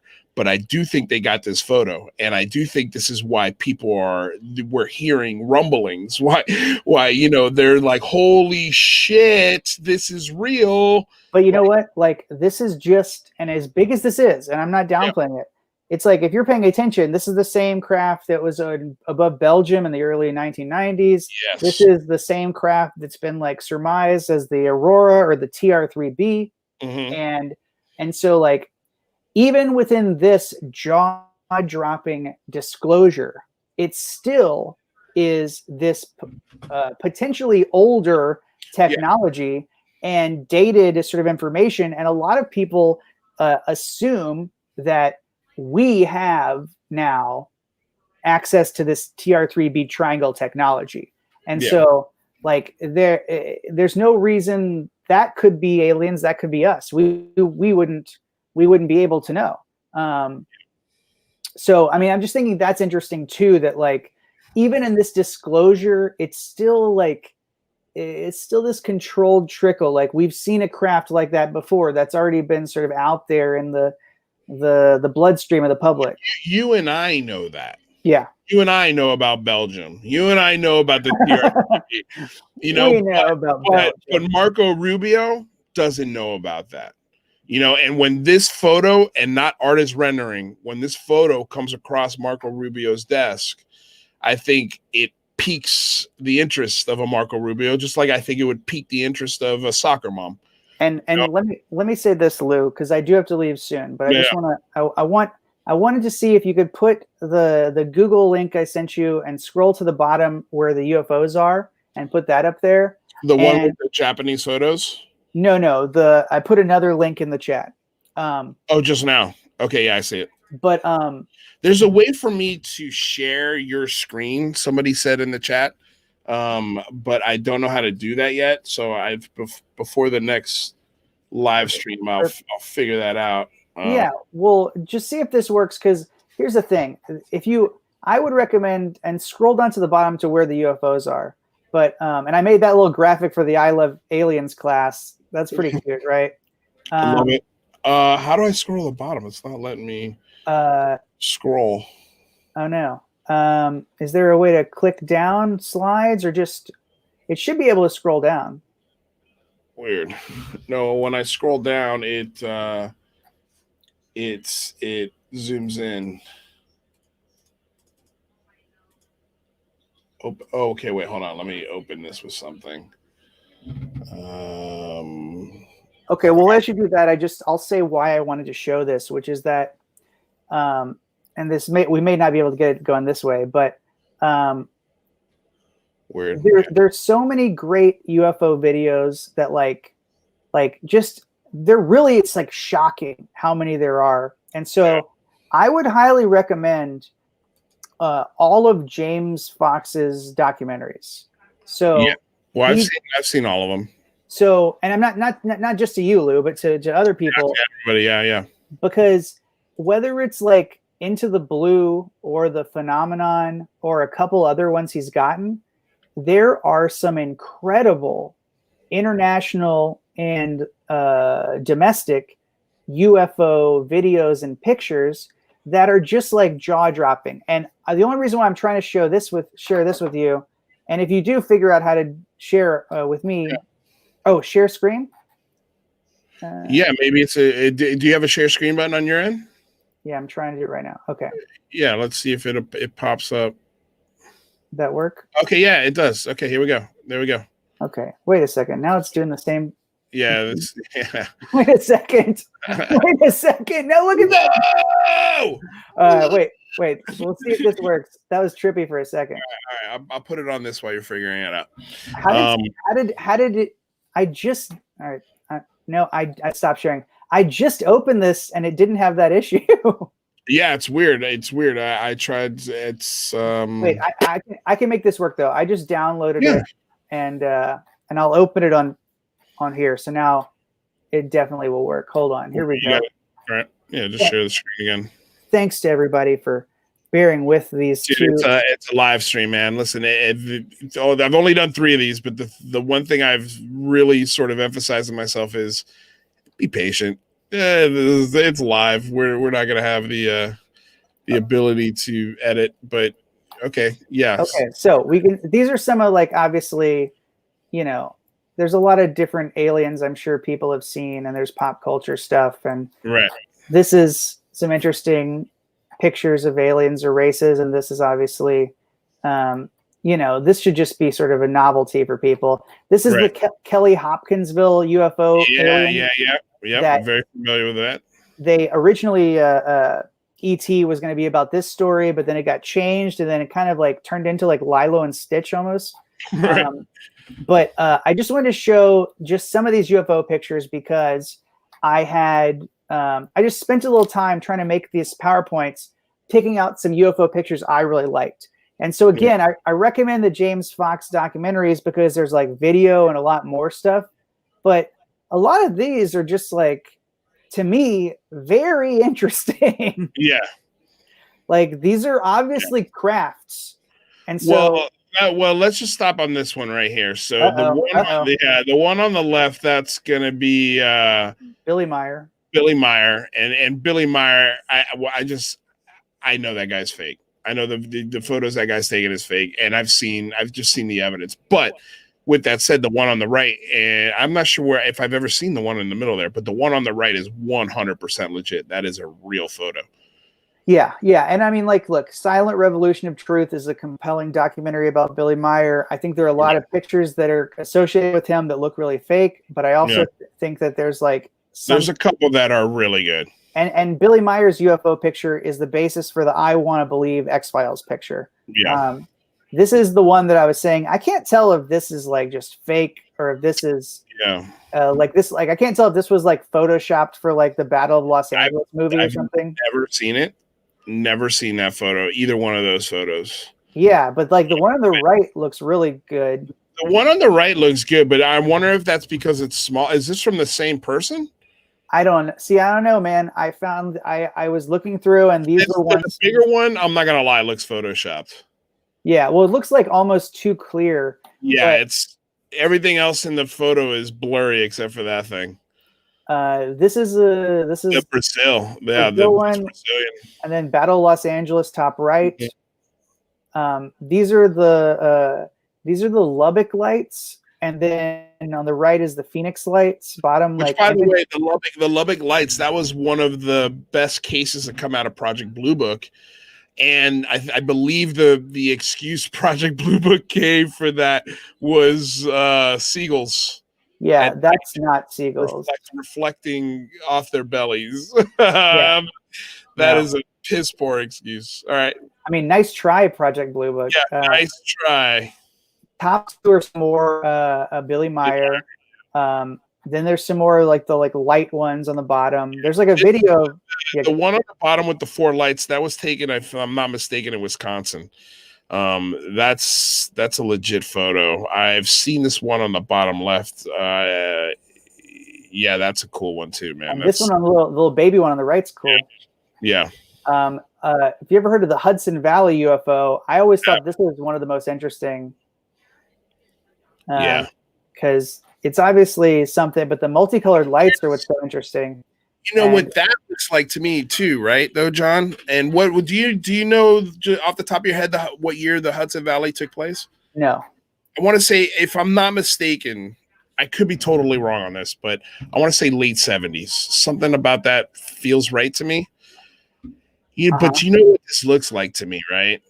What? Drones. And I'm not saying that, I'm not trying to write this off as a fake picture or something that's not valid. But my point when I say I think this could be drones is the drone technology, that idea that, we've got, the government is 20 to 30 years ahead of the game, as far as tech is concerned. And,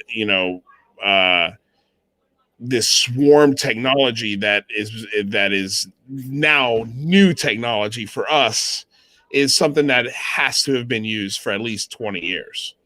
It's definitely possible. Here's another Billy Meyer one. I mean, I think this one looks pretty damn cool. Yeah. Like, I think this looks very interesting and persuasive. Well, it's 3 objects. That's, that's hard to fake. Yeah. Yeah. I mean, I just think this one looks as they go pretty damn cool. And then this is just, I grabbed a bunch of images of different aliens, from the quote Alien Races book, which is like a big old, disinformation bullshit thing, but like still interesting as someone just trying to take in information.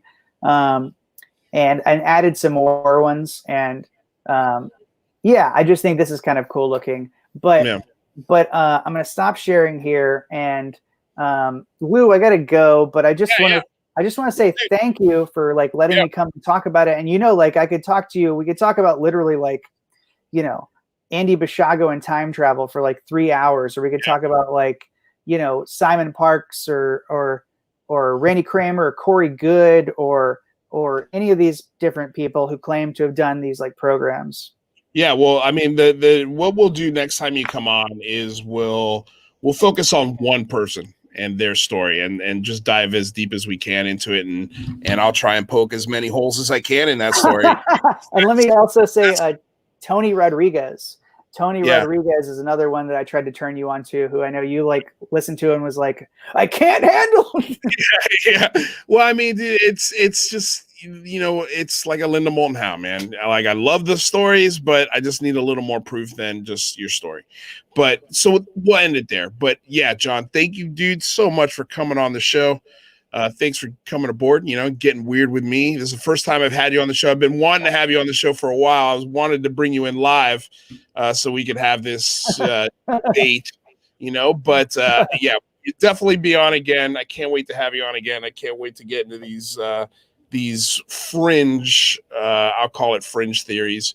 But like I said, these fringe theories are starting to become a little less fringe every single day. And, let's see where we're at this time next year. But again, my friend, I cannot appreciate you enough. Have a safe travel to where you going, to Louisiana. Yep. Going to Louisiana. But thanks, Lou. I love you, man. And this is always fun to talk to you. And I'm really proud of all the hard work you're doing on this channel. And I know it's not easy, but you're busting it, and you're making a lot of content. You're doing a great job. Hey, man, I appreciate that. I really do. All right, my friend, I will talk to you later. Have a good one. See you, Lou. Thanks for asking me. Yep, that's what I do. All right, you guys. So that was John Dardenne. He's an interesting fellow. Love him to death. He's got a ton of great theories. He's got a ton of great ideas. He's an insanely talented improviser. One of the smartest dudes I've ever met. He's a wealth of knowledge. And yeah, I'll definitely be having him back on the show. Hope you guys enjoyed this live stream edition of the Unidentified Celebrity Review. Before we go, of course, I want to say thank you to DOS Tapes. Any music you hear on the show is provided by DOS Tapes. Their SoundCloud link is in the description below, or at least it will be once the stream is over.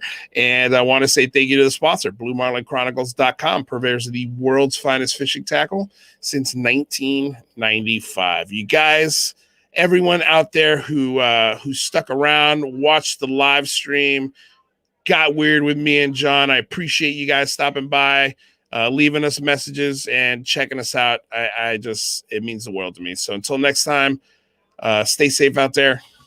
Peace.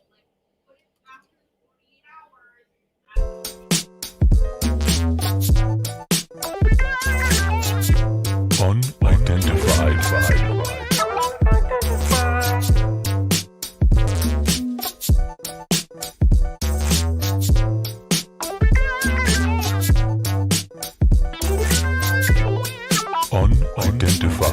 identified.